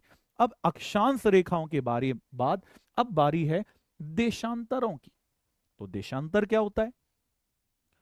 उत्तरी ध्रुव से, उत्तरी ध्रुव को दक्षिणी ध्रुव से जोड़ने वाली, ये जो आप देख पा रहे हैं लंबवत रूप में, ये जो काल्पनिक रेखाएं खींची गई हैं, ये पूरी पृथ्वी में है 360। क्यों? ये एक एक डिग्री के अंतर में खींची गई हैं और पूरी पृथ्वी को घूमने में 360 डिग्री। तो 360 देशांतर रेखाएं जो खींची गई हैं, ये उत्तरी ध्रुव को दक्षिणी ध्रुव से जोड़कर काल्पनिक रूप में खींची गई हैं। अब एक क्वेश्चन बनता है, अब देखते हैं अधिकारी इसका क्या उत्तर देते हैं। थोड़ा विजन है, उत्तर जरूर दीजिएगा। ये एक इलाका है, इस इलाके से एक नेशनल हाईवे गुजरना है। एक इलाका है, यहां से राष्ट्रीय राजमार्ग की एक रोड गुजरनी है। ये आपका प्लॉट है, ये आपका खेत है और आपके पास पावर है, आपके पास पावर है कि आप इस रोड को, ये जो रोड प्रपोज्ड है, इस रोड को मोड़ सकते हैं। ईमानदारी से बताना, एमपीपीएससी का समय जो झूठी नहीं खा सकते, और यदि खाए तो एक ईमानदार शिक्षक का श्राप है, 5 बार प्रीलिम फेल होंगे। अरे बाप रे, ज्यादा ही खतरनाक दे दिया। वैसे ईमानदारी से उत्तर दोगे। ईमानदारी से बताओ, जो एक अधिकारी है वो इस प्रपोज्ड रोड को अपने खेत के ऊपर से गुजारेगा कि नहीं गुजारेगा, ताकि उसको प्रॉफिट हो, उसका खेत नेशनल हाईवे में आए, वो करता यस कि नहीं करता? आपके ऊपर नहीं है, आपको तो ये बताना है ईमानदारी से कि लोग ऐसा करते हैं या नहीं करते हैं। हाँ, उत्तर आ रहा है भाई साहब। ए, जो रोड है वैसी ही बनाएंगे। बी, परिवर्तन करके अपने खेत के ऊपर से गुजार देंगे। तो सर, अपना खेत यहां पर है, रोड जगह बदल सकते हैं, तो यहां से होकर थोड़ी ऐसी रोड निकाल देंगे, क्या दिक्कत है ये? और अपना खेत यदि बीच में आ गया तो पैसा ही पैसा होगा बाबू भैया। कुछ ईमानदार है, कुछ कहना नहीं सर, हम जैसी रोड है वैसी ही रखेंगे और आगे के खेत नेशनल हाईवे बनने के पहले ही खरीद लेंगे। Very good. देखा, ये होते हैं अधिकारी। अरे सर, गांव ही खरीद लेंगे, पर भ्रष्टाचार नहीं करना है, ठीक है? ईमानदारी का जीवन जीना है। तो चलो अब देशांतर की बात करते हैं। ये क्यों पूछा, उसका उत्तर है थोड़ा आगे मिलेगा, ठीक है? अब देशांतर रेखाएं क्या हैं? तो देशांतर रेखाएं वे रेखाएं हैं जो किस रेखा को? उत्तरी ध्रुव को दक्षिणी ध्रुव से काल्पनिक रूप में जोड़ी गई हैं, इमेजनरी करके जोड़ी गई हैं। अब मैं आपसे यह कह रहा हूं कि एक फुटबॉल है, उस फुटबॉल के आसपास ऐसे करके सब तरफ लाइन कर दें, गोल बना दें। अब ये ग्लोब तो है नहीं कि वृत्त होगा, अब चूंकि ये मैप है, ये मानचित्र है, तो इसमें ये अर्धवृत्त दिखाई दे, आधा गोल दिखाई दे रहा है। तो अब मेरा प्रश्न आपसे है कि उत्तरी ध्रुव को हमने दक्षिणी ध्रुव से जोड़ दिया है, तो इनमें से टोटल कितनी है देशांतर रेखा? तो देशांतर रेखाएं टोटल हो गई 360। कैसे हो गई? मैंने पहले भी बताया था कि ये 90 डिग्री का कोण है।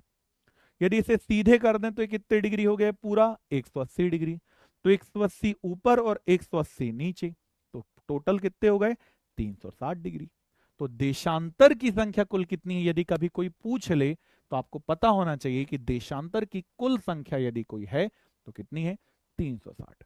पर अब मैं आपसे बोलता हूं कि देशांतर रेखाओं का जब निर्धारण हो रहा था, चाहे अमेरिका में हुआ हो, पर यहां पर पहुंचे जो सबसे ज्यादा वैज्ञानिक थे वो ब्रिटेन लंदन के थे। कहां के थे? ब्रिटेन लंदन के थे। और जब क्वेश्चन आया कि भाई 360 में से 360 टोटल देशांतर है, 360 इनमें से कौन सी रेखा को हम 0 डिग्री मान लें, क्योंकि 0 तो सबसे इंपॉर्टेंट होता है। तो चूंकि ज्यादा लोग वहीं के थे, जैसे कि आपके गांव से वो नेशनल हाईवे गुजर रहा है, तो वो नेशनल हाईवे आपके खेत के ऊपर से ही गुजरेगा, वैसे ही 360 में से 0 डिग्री देशांतर कौन सी मानी गई? तो 0 डिग्री देशांतर वही मानी गई जो लंदन से होकर गुजरती थी, ब्रिटेन से होकर गुजरती थी। तो लंदन ब्रिटेन से होकर गुजरने वाली जो काल्पनिक रेखा थी, इस रेखा को क्या कहा गया? देशांतर रेखा। उसमें भी कौन सी? 0 डिग्री। और ग्रीन, ये कहां से गुजरती थी? ग्रीनविच जगह से गुजरती थी, इसलिए इस रेखा को ग्रीनविच मेरिडियन टाइमलाइन जीएमटी रेखा भी कहा जाता है। तो जीएमटी कैसे पड़ा? चूंकि वो जगह का नाम है ग्रीनविच जो ब्रिटेन लंदन में है, और लंदन में ही इसका मुख्यालय है। अब यहां तक की आपको बात हो गई होगी कि ग्रीनविच जगह पे लंदन में 0 डिग्री देशांतर का मुख्यालय स्थित है।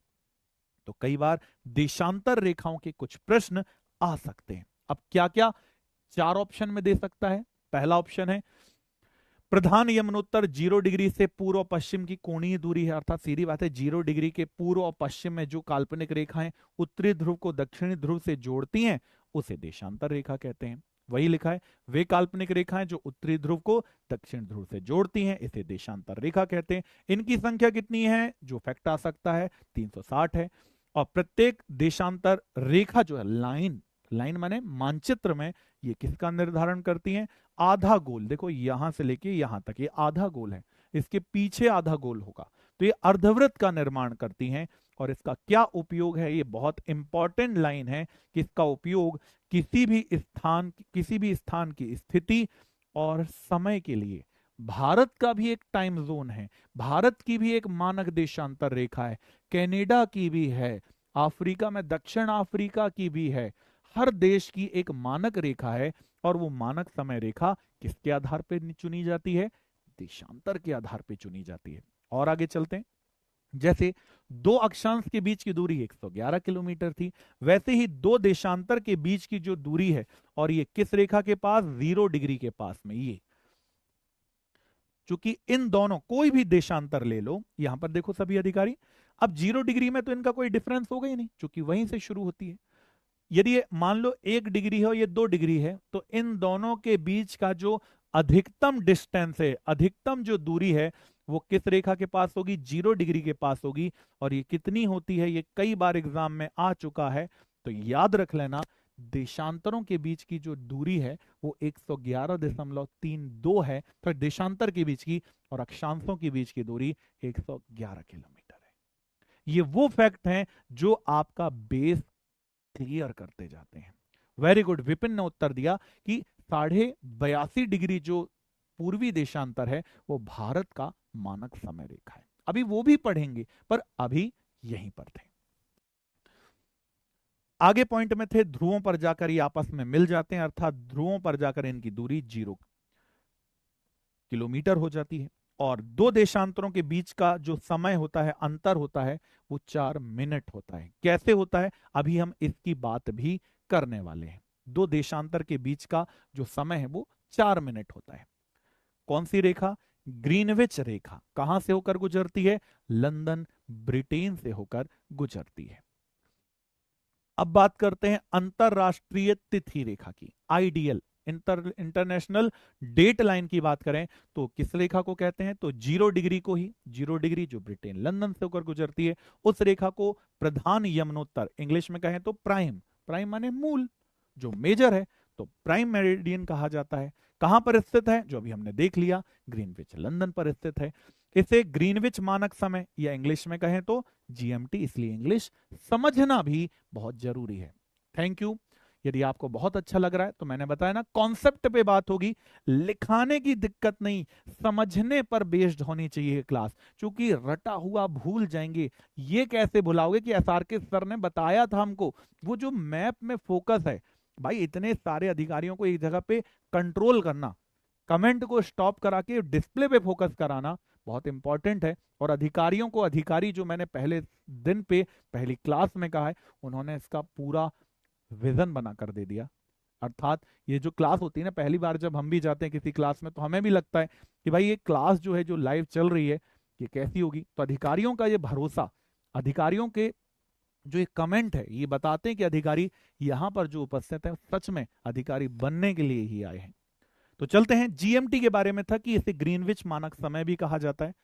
कब हुआ था भाई निर्धारण, लंदन में किए थे क्या, ना, कब हुआ था, 1884 में। कहां हुआ था, वॉशिंगटन डीसी में हुआ था, अमेरिका में हुआ था जाकर ये समझौता। ओके, अब देशांतर कैसे है, तो 180 डिग्री है, 180 डिग्री पूर्व और 180 डिग्री पश्चिम में से देखा जाता है, पर 0 डिग्री है, इसलिए एक संख्या घटाकर इसकी कुल संख्या कितनी रहती है, 360। ठीक है, अब आते हैं भारत कहां है।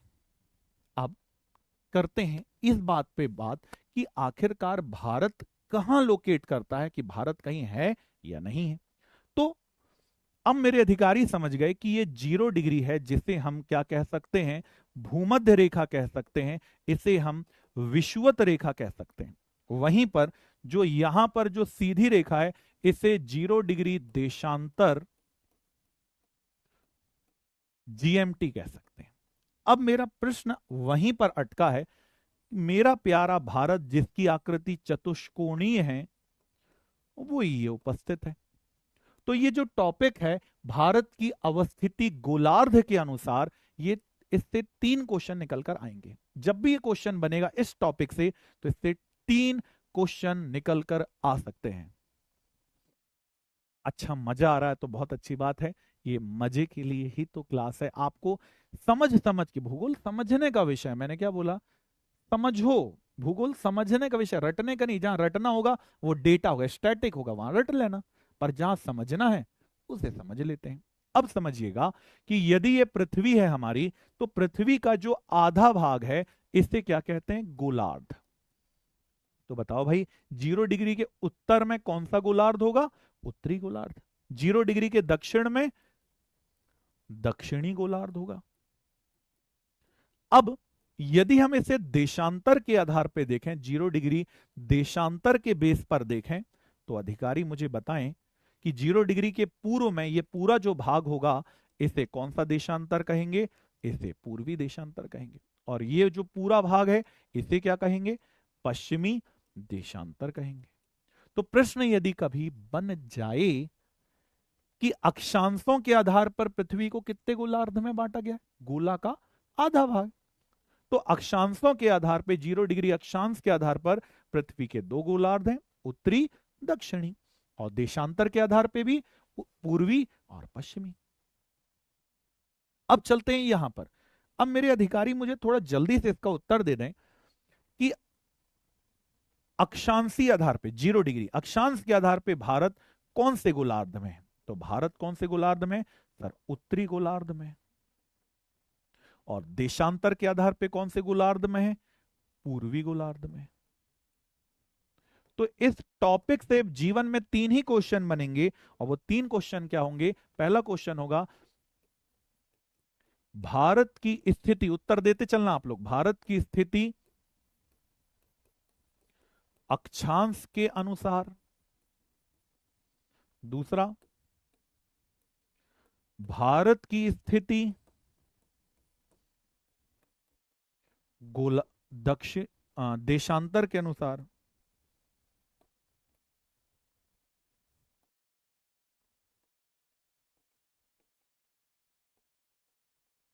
जल्दी जल्दी उत्तर दें, 1 नंबर डालकर 2 नंबर। और तीसरा क्वेश्चन हो सकता है भारत की अवस्थिति।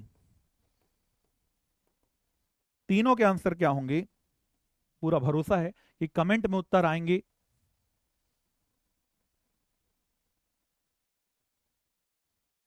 तो भारत की स्थिति अक्षांश के अनुसार क्या होगी, तो भारत की स्थिति अक्षांश के अनुसार उत्तरी गोलार्ध में है।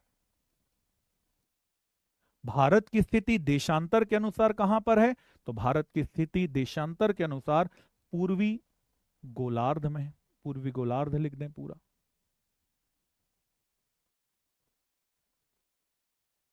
और भारत की अवस्थिति कहां है, तो दोनों को जोड़ के लिखेंगे। तो भारत की अवस्थिति कहां है, तो भारत की अवस्थिति उत्तर पूर्वी गोलार्ध में। क्या अधिकारियों को यहां तक का सब कॉन्सेप्ट समझ में आया? कितने लोगों के तीनों आंसर सही हैं, वो 3 लिख दीजिएगा। जितने लोगों के 2 सही हो आंसर, वो 2 लिख देना। और जितनों का 1 आंसर सही हो, वो 1 लिख देना। फटाफट बताओ भाई, किसके कितने आंसर सही हो रहे हैं, जल्दी जल्दी जल्दी जल्दी। किसके कितने आंसर सही हुए एक बार कमेंट कर दें जल्दी से, ताकि पता रहे, कि भरोसा रहे कि अधिकारी जो पढ़ रहे हैं उन्हें समझ भी आ रहा है। मैंने बोला ना, मैं डेली एमसीक्यूज क्वेश्चंस आपको देते चलूंगा, यदि आपने अच्छे से ईमानदारी के साथ प्रैक्टिस की तो।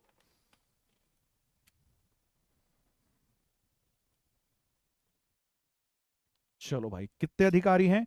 हाँ, अधिकांश के 3 आ रहे हैं, कुछ का एक आध गलत हो गया है, पर ठीक है, एक आध गलत हो गया तो वो सुधरेंगे, ऐसा विश्वास है। अब हम चलते हैं भारत की अवस्थिति। अब अगला क्वेश्चन है, भारत की स्थिति विश्व में क्षेत्रफल के अनुसार। बताओ भाई, दुनिया में हमारी रैंकिंग विश्व में कौन से नंबर पे है? 7वीं है।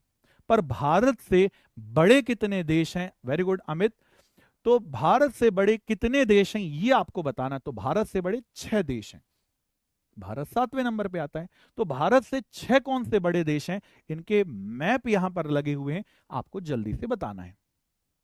Very good. तो दुनिया का सबसे बड़ा जो देश है क्षेत्रफल के अनुसार, ये है रूस। नंबर 2 में जो देश आता है, इसका नाम है कनाडा।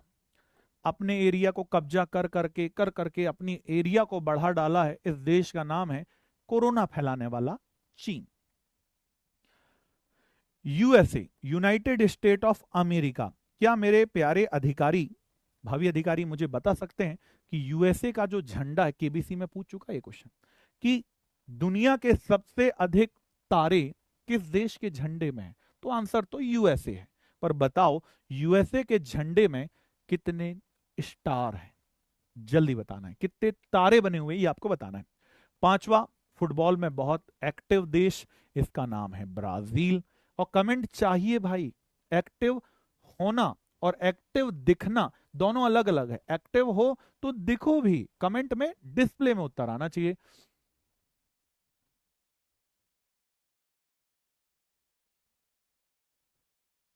दोनों चीज को फोकस करना है बेटा, है ना। राइटिंग नोट्स पे भी बात करनी है काजल, और जो पढ़ाया जा रहा है उस पे भी। होलिस्टिक नॉलेज, कोई चीज छोड़नी नहीं है। अब आते हैं 6वां, इस देश का नाम है ऑस्ट्रेलिया। और फिर मेरा भारत महान, 7वें पर भारत। हाँ, तो आंसर क्या आ रहा है भाई, कितने तारे हैं? कितने तारे, कितने तारे?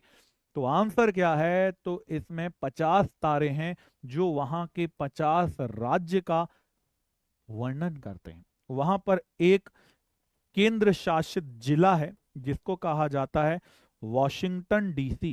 क्या कहा जाता है इसे?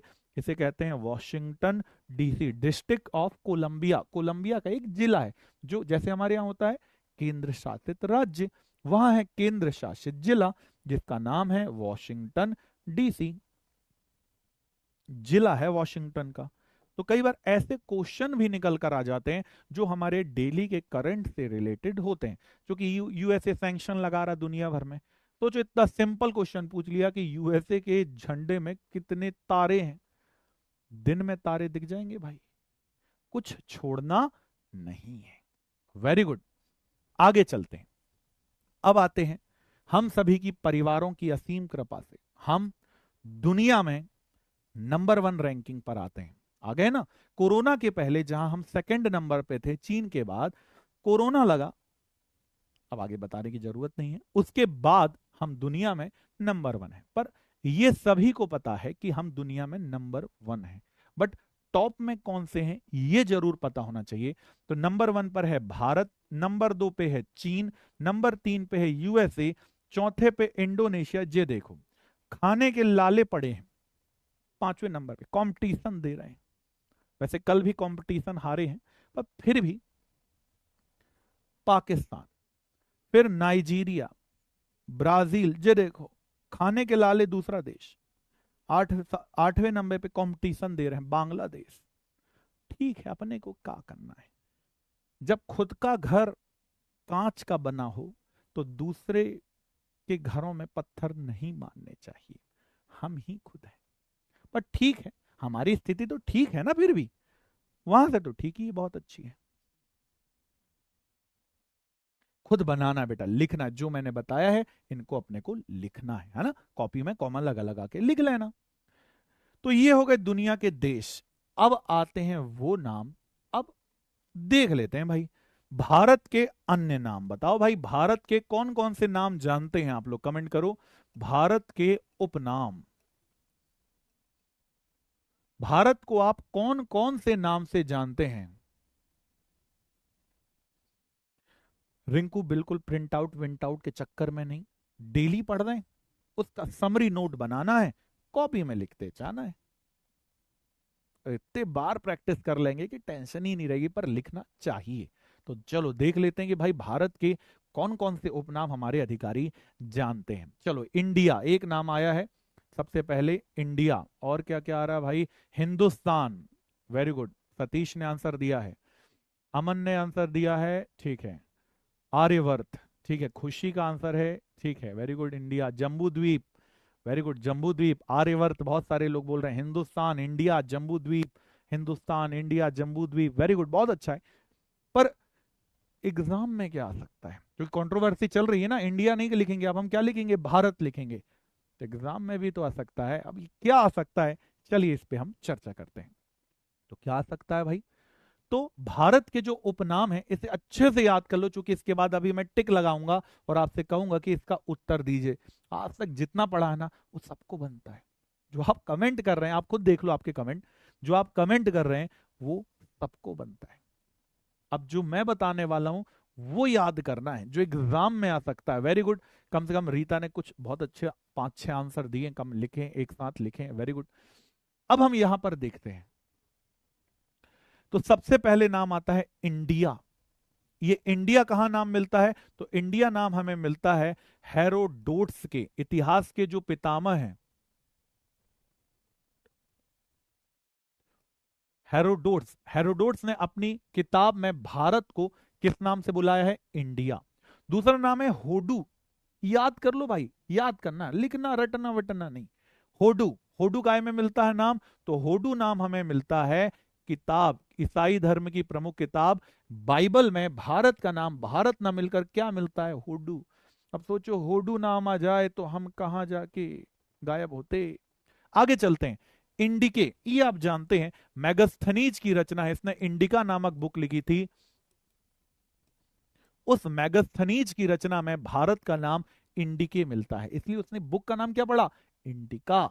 आगे चलते हैं, ये नाम आपने बताया है जम्बू द्वीप, तो जम्बू द्वीप बहुत जगह पे मिलता है। ये कहां कहां मिलता है, तो सबसे पहले आचार्य चाणक्य, आपने नाम सुना होगा इनका, आचार्य चाणक्य, इनको ही विष्णुगुप्त कौटिल्य भी कहते हैं, इनकी बुक में।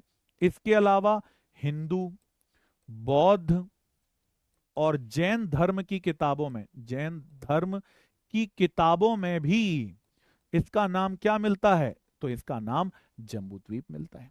आगे चलते हैं, अगला है भारतवर्ष और भारतम, ये दोनों एक जैसे नाम है, भारतवर्ष और भारतम। तो भारतवर्ष और भारतम ये दोनों नाम हमें कौन सी पुराण में दिखाई देते हैं, विष्णु पुराण। सोच लो भाई, इतना पढ़ना है, जो पढ़ लिया वो काफी नहीं है, ये पढ़ के जाना है। इस लेवल को जब मेंटेन करेंगे तब जाके डीसी मिलता है साहब। आगे चलते हैं। इंदौर के जैसा नाम इंदोई और इंदु, इंदोई और इंदु, ये किन्होंने कहा है? तो ये आर्य लोग ने भारत को इंदो या इंदो कहा है। कितने इंडीज? 5 इंडीज। तो ये 5 इंडीज किन्होंने कहा है? इंग्लिश स्पेलिंग सर अच्छा है, हम हिंदी मीडियम है, नहीं तो आत्मा निकल जाती। तो ये किसने कहा है? ह्वेन सांग। कौन सा यात्री था भाई? चीनी यात्री था। नाम याद है क्या? ह्वेन सांग। आगे बढ़ते हैं, अगला है हिंद। आप जानते हैं हिंदुस्तान, हिंद वाला। हिंद किसने कहा है? तो ये कहा है अल बरूनी ने। अधिकांश नाम आपने इतिहास में सुने होंगे, अल बरूनी। फिर नाम आता है हिंदुस्तान। तो हिंदुस्तान कित कौन लोगों ने कहा है? तो ईरान देश के लोगों ने, ईरान के जो लोग थे वो, जो नदी थी सिंधु, उस सिंधु नदी का सा का उच्चारण हा में करते थे। फिर से समझिएगा, सिंधु नदी बहती है, आप जानते हैं हिमालय में सिंधु नदी बहती है, तो वो सिंधु नदी को कहते थे हिंदू नदी, सा का उच्चारण हा में करते थे। तो वो सिंधु नहीं कहते थे, वो कहते थे हिंदू नदी। तो हिंदू नदी के पास रहने वाले लोग क्या हो गए? हिंदुस्तानी। एक्चुअल में क्या होना था? सिंधुस्तानी, पर सिंधुस्तानी ना होकर वो क्या बना? हिंदुस्तानी। तो ईरानी लोगों ने भारत को हिंदुस्तान कहा है। भारत नाम किसके नाम पे पड़ा है? तो हमारे देश के बहुत प्रतापी राजा रहे हैं, राजा भरत। उन राजा भरत के नाम पर भारत का नाम भारत पड़ा हुआ नजर आता है भाई। अगला नाम है इंदु। इंदु किसने कहा है? तो इंदु नाम कहा है जेम्स अलेक्जेंडर ने। किसने कहा है भाई? तो जेम्स अलेक्जेंडर ने भारत को इंदु कहा है। फिर अगला नाम आता है, देखना ये नाम ही ना सुना होगा भाई, इसलिए तो एसआर के सर का जन्म हुआ है आपको सिलेक्शन दिलाने के लिए। क्या नाम है? गग्गर या फग्युल। ग्याग्यर या फग्युल, ये कौन ने कहा है? तो ये कहा है प्राचीन तिब्बती, तिब्बत एक देश हुआ करता था, प्राचीन तिब्बती बौद्ध लोगों ने, जो तिब्बत देश के बौद्ध लोग थे, ये भारत को ग्याग्यर या फग्युल कहते थे। क्या कहते थे? गग्गर या फग्युल के नाम से जानते थे। और आखिरी नाम जो भारत का एग्जाम ओरिएंटेड याद करना है, तियानझू या तेंजिकू। क्या कहा इसे? तियानझू या तेंजिकू। ये कौन से दो देश? ये नाम ही आपको आ गया होगा, चीन व जापान देश के लोगों ने भारत को तियानझू या तेंजिकू कहा है। अब बताओ साहब, अब क्लास का लेवल अब समझ में आ रहा है? कैसा लग रहा है बताओ? कुछ नए जानकर, कुछ इंटरेस्टिंग, पहली क्लास में आपको कुछ नया जानकर, कुछ नहीं वैसे तो बहुत कुछ मिला है, पर कुछ नया जानकर कैसा लग रहा है ये बताओ। फिर चलते हैं आगे की ओर।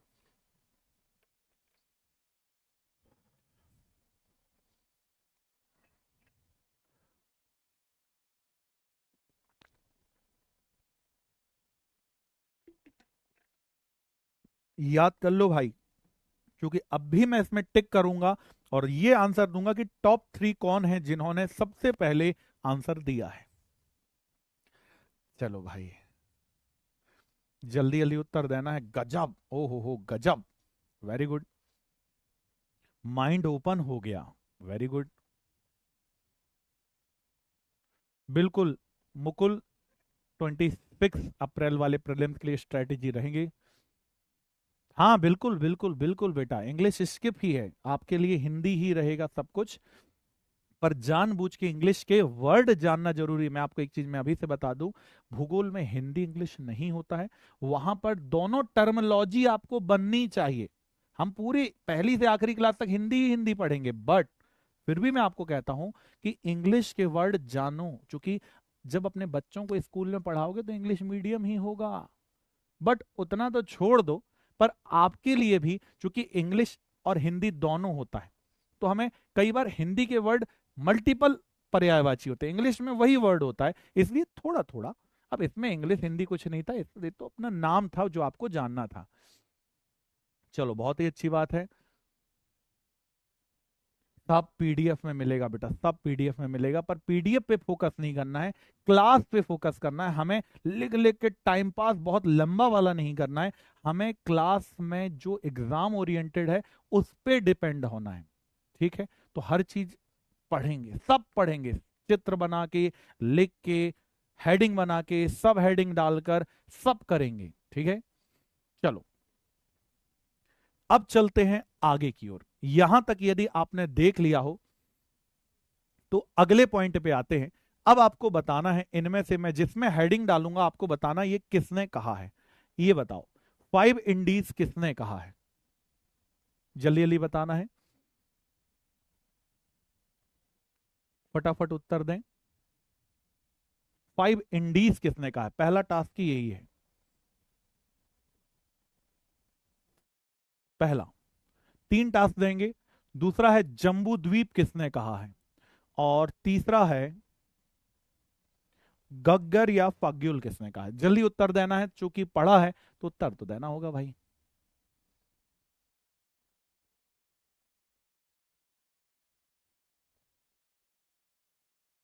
फटाफट उत्तर देना है, फटाफट नंबर 1 डाल के 1 2 3 4 करके करिएगा। हाँ बिल्कुल बेटा, मैपिंग करके देखेंगे, है ना, बिल्कुल चिंता मत करो, जहां जरूरत होगी बिल्कुल करेंगे, बिल्कुल करेंगे, है ना। बस हमें क्या करना है, मैंने बोला ना, सब्र। सब्र का फल मीठा होता है, सब्र थोड़ा करना पड़ेगा। चलो भाई, चीनी फिर यात्री हिंदी में लिख दिए, वेरी गुड, ठीक है, चलो क्या करें हम। चीनी और जापानी लिख दिए भाई, ये तिब्बती है, कहाँ चीनी आ गया, ये चीनी नहीं है ना। ये इसके लिए जरूर चीनी लिख सकते हैं आप, हुई इंसान के लिए। ठीक है, हाँ बहुत दिन बाद मैं ऑनलाइन लाइव दिख रहा हूँ, बिल्कुल सही बात है। अब चलते हैं आगे की ओर। यदि हमने ये पॉइंट देख लिए हैं तो अब हमें और अगले पॉइंट की ओर चलना है। अगला है भारत के कौन से बिंदु, दूरस्थ बिंदु। भारत में जितने दूर बिंदु हैं उनके ऊपर हम बात करने वाले हैं। भारत के कितने दूरस्थ बिंदु हैं उसकी बात करते हैं। वैसे विश्वास है कि दिशाएं सभी को पता है, पर फिर भी ये है उत्तर, ये है दक्षिण, ये है पूर्व, ये है पश्चिम। कितनी दिशाएं हैं, 4 प्रमुख दिशाएं हैं, उत्तर दक्षिण पूरब पश्चिम। कभी कोई पूछ ले कि भारत की आकृति कैसी है, तो भारत की आकृति कैसी है, चतुष्कोणीय नजर आती है, क्वाड्रिलेटरल है। तो ये है भारत का उत्तरी बिंदु। यहां अंडमान निकोबार में है भारत का दक्षिणी बिंदु। यहां पर है दक्षिणी भाग, बिंदु नहीं है बेटा यहां ना, दक्षिणी भाग यहां नजर आता है। यहां है ये पश्चिमी बिंदु, और यहां पर है पूर्वी बिंदु। तो चलिए शुरुआत करते हैं, कैसे विजन लगाना है, ऊपर देखिएगा। ये हो गया उत्तरी बिंदु, ये हो गया पश्चिमी बिंदु, ये हो गया पूर्वी बिंदु, यहां पर ये हो गया दक्षिणी बिंदु, और यहां पर ये हो गया दक्षिणी भाग। मैं फिर से लिख देता हूं इनका नाम। ये कौन सा बिंदु हो गया, तो ये हो गया उत्तरी बिंदु, यहां पर ये हो गया दक्षिणी बिंदु, ये हो गया यहां पर दक्षिणतम भाग, ये हो गया पश्चिमी बिंदु, और ये हो गया पूर्वी बिंदु। कोई भी चीज छोड़ना नहीं है। जो हम सोचते हैं ना कई बार कि अरे ये तो सरल है बन जाएगा, ऐसा नहीं होता। कोई चीज सरल नहीं होती, कोई भी चीज कठिन नहीं होती, सब चीजें इंपॉर्टेंट होती है। थैंक यू, है ना, जो भी गजनी बैठे हुए हैं सभी का स्वागत अभिनंदन है यहां पर। चलते हैं और आगे की ओर। तो जो उत्तरी बिंदु है, भारत का जो सबसे उत्तरी बिंदु है, ये कहां पर है भाई, तो भारत का जो सबसे उत्तरी बिंदु है ये लद्दाख में है। भारत का जो दक्षिणतम बिंदु है ये अंडमान और निकोबार में है। भारत का जो दक्षिणतम बिंदु है ये तमिलनाडु में, टीएन तमिलनाडु में है। पश्चिमी बिंदु जो है वो गुजरात में है। और भारत का जो पूर्वी बिंदु है ये अरुणाचल में है। ये तो बचपन वाला था, पर इनके नाम क्या है। वेरी गुड, उत्तर जो दे रहे हैं अधिकारी वो बहुत अच्छी बात है। भारत का जो उत्तरी बिंदु है इसे कहा जाता है इंदिरा कॉल। भारत का जो दक्षिणी बिंदु है इसे कहा जाता है इंदिरा पॉइंट,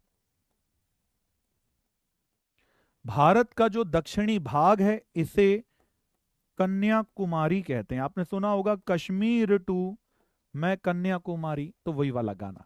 गुजरात में जो सबसे पश्चिमी बिंदु है इसका नाम है सरक्रीक, और जो पूर्वी बिंदु है इसे बेलांगू कहा जाता है। क्या कहा जाता है? बेलांगू। अब जैसे किसी का नाम रमेश है तो कई बार उसे घर में रामू कह देते हैं, किसी का नाम मिथिलेश है तो उसे मिक्की कह देते हैं, नितेश है तो निक्की कह देते हैं। अर्थात कहने का आशय यह है कि हर जगह के कुछ शॉर्ट नेम होते हैं। वैसे ही सरक्रीक को कई लोग यहां पर गोहर मोता या कई लोग इसे गोहर मोती भी कहते हैं, कई जगह पे लोकल लोग। वैसे ही बेलांगू को कई लोग यहां पर इसे किबितू के नाम से भी जानते हैं। तो बेलांगू को क्या कह देते हैं? कई बार इसे किबितू के नाम से भी जाना जाता है।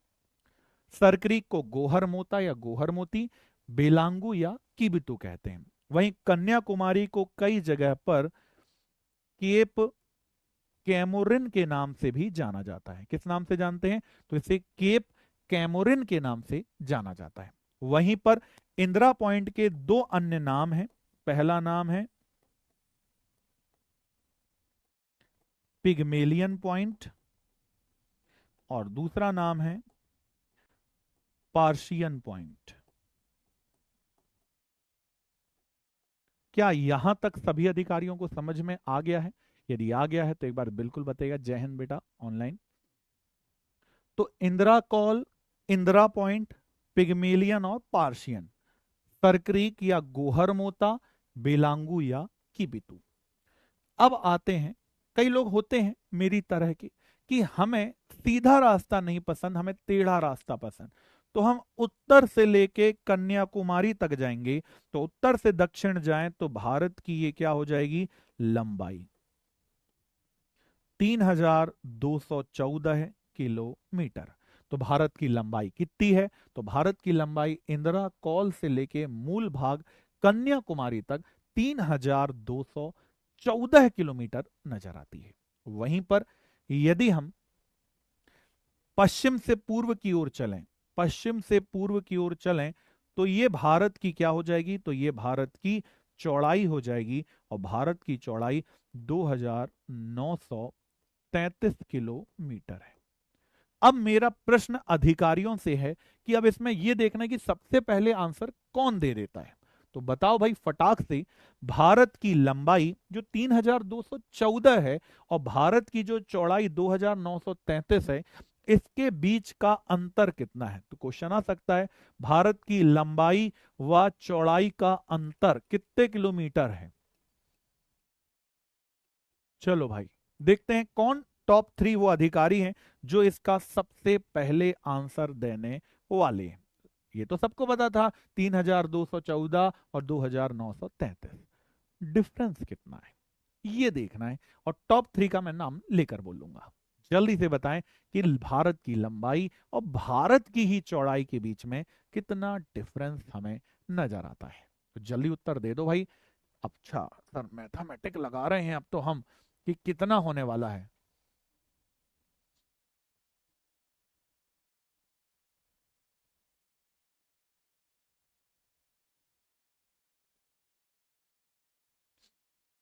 बिंदु इसलिए बेटा चूंकि भारत का अंतिम छोर है, पर हमारा जो घर है मूल भाग है, मूल आप ये भी लिख सकते हैं मूल भारत का दक्षिणी बिंदु, कोई दिक्कत नहीं है, उसमें भी अंतर नहीं। अच्छा ये इस बारे में मेरे से निकल गया कि टॉप कौन ने आंसर दिया है, सो सॉरी। आंसर है 281 किलोमीटर। सो सॉरी, टॉप जो 3 थे उनका नाम कमेंट बाजी में निकल गया कि जो मैं उनका आंसर देता रह गया और अधिकारियों ने इसका उत्तर दे दिया। पर बहुत अच्छा लगता है कि अधिकारियों ने कम से कम उत्तर तो दिया है, लगभग नहीं भैया, और एक्चुअलिटी में चाहिए। तो कितना है भारत की लंबाई और भारत की चौड़ाई का जो बेसिक अंतर है, ये बेसिक अंतर कितना नजर आता है भाई? तो भारत की लंबाई और चौड़ाई के बीच में 281 किलोमीटर का अंतर है। तो वही पॉइंट है कि आपको जब पढ़ रहे हो, पीडीएफ को जब एनालाइज कर रहे हो, तो समय की हमें बचत करनी, हमें टाइम बढ़ाना नहीं है, हमें सही समय पे जो एक्चुअल डेटा है, क्वालिटी देनी है। क्वालिटी के लिए कुछ चीजें लिखी मिलेगी, पर जहां समझाना है वहां इन्हीं कर कमलों की सहायता से समझाया जाएगा, उसमें कोई दो राय नहीं है। और हम यहाँ समझने आए, हमें पंचवर्षीय योजना नहीं बनानी है। यदि स्मार्ट स्टडी करनी है तो स्मार्ट स्टडी का फंडा ही यहां से चालू होता है कि स्मार्ट बनना है। स्मार्ट दिखने से नहीं होगा कि सर हम तो 5G मोबाइल चलाते हैं, पर सर दिमाग आज भी वो नोकिया 1600 ब्लैक एंड व्हाइट ही है, ऐसा ना हो जाए। तो हमें क्या करना है, अपने आप को, अपनी स्पीड को मेंटेन करना है। स्पीड मेंटेन तभी होगी जब आप टास्क को तेजी से लेकर चलने वाले हैं। अब आ जाते हैं दूरस्थ शहर। तो भारत के दूरस्थ शहर कौन कौन से हैं, इसकी बात हमें करनी है। तो क्या आप जानते हैं भारत का सबसे उत्तरी दूरस्थ शहर कौन सा है? उत्तरी शहर, दक्षिणी शहर, बताओ भाई, ये अपडेटेड चीज पूछ रहा हूं। पूर्वी शहर, अब बताओ, अधिकारी होने का पश्चिमी आ गया। अधिकारी हैं तो अधिकारी वाला जलवा भी दिखाइए क्लास में। पूर्वी शहर, बताओ भाई। भारत का जो सबसे उत्तरी शहर है इसका नाम है दाराकोट। ये काय में आता है? तो लद्दाख में आता है, जहां लोग रहते हैं। भारत का जो दक्षिणी शहर है इसका नाम है कन्याकुमारी। भारत का जो सबसे पश्चिमी शहर है इसका नाम है नारायण सरोवर। भारत का जो पूर्वी शहर है इसका नाम है काहो, जो लोहित जिले में आता है। अब ये किस राज्य में है इसकी भी चर्चा कर देते हैं। ये कहां पर स्थित है? तो ये लद्दाख में है। ये कहां पर है? तो ये गुजरात में है। ये कहां है? तो ये तमिलनाडु में है। और ये कहां है? तो ये अरुणाचल में। तो ये पॉइंट हैं कुछ जो हमारे अधिकारियों के लिए पता होने चाहिए, उन्हें ऐड करते बनने चाहिए। उत्तरी शहर दाराकोट, दक्षिणी शहर कन्याकुमारी, पश्चिमी शहर नारायण सरोवर, पूर्वी शहर कौन सा हो गया? तो पूर्वी शहर अपना काहो या लोहित हो गया, जो अरुणाचल प्रदेश में निकलकर हमारे सामने आ जाता है। तो ऐसी चीजें भी क्या होती हैं, कई बार एग्जाम में आ जाती हैं और बहुत अच्छे से इसे हमें बनना चाहिए। अब आ जाता है भारत की अवस्थिति और विस्तार। आखिरकार भारत कहां स्थित है, भारत की लैटिट्यूशनल और लॉन्गिट्यूशनल पोजीशन क्या है। चूंकि आज हमने अक्षांश और देशांतर भी पढ़ा है, तो यहां तक हम बात को रखने वाले हैं। चलो जल्दी से बताओ भाई, जो अधिकारियों ने पढ़ा वो बताएंगे। उत्तरी शहर का नाम क्या है, उत्तरी बिंदु क्या है? तो इसका नाम है इंदिरा कॉल। तो ये हो गई इंदिरा कॉल। यहां पर हमने क्या पढ़ा? तो यहां हमने देखा, थोड़ा ऊपर लिख देते हैं नहीं तो लाइन के ऊपर ही आ जाएगा वो। तो इसे क्या कहा गया? हमने इसे हमने कहा इंदिरा पॉइंट। ये क्या हो गया भाई? तो ये हो गया कश्मीर से कन्याकुमारी। यहां पर क्या हो गया? तो ये जो पॉइंट है इसे कहा गया है सरक्रीक। और जी वाला जो पॉइंट था इसे क्या कहा गया है? बेलांगू। अब यहां रटना नहीं है, अब यहां समझना है। फिर से वही वाली बात आती है, समझना।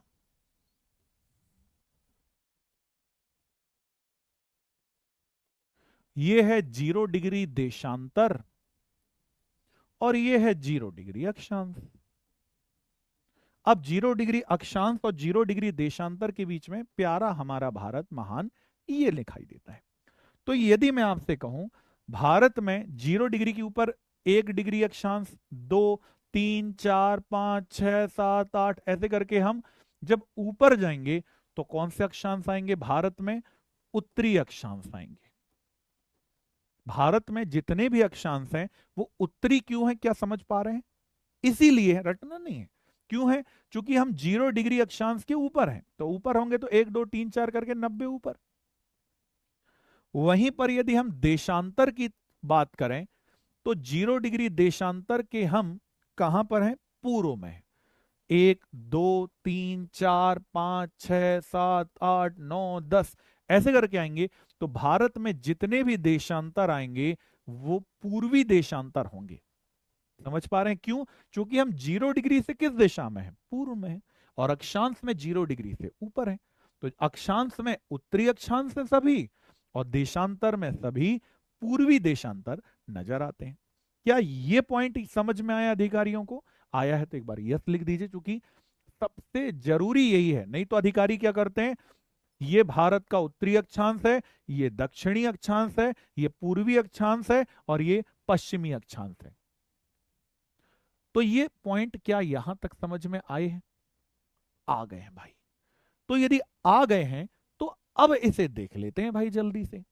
तो भारत का जो ये पॉइंट है, जो हमें शब्दावली में हमें इसे याद करना है, भारत का मूल अक्षांश जो है 8 डिग्री 4 मिनट से 8.4 याद कर लो, कोई टेंशन नहीं, पर एक्चुअल है 8 डिग्री 4 मिनट।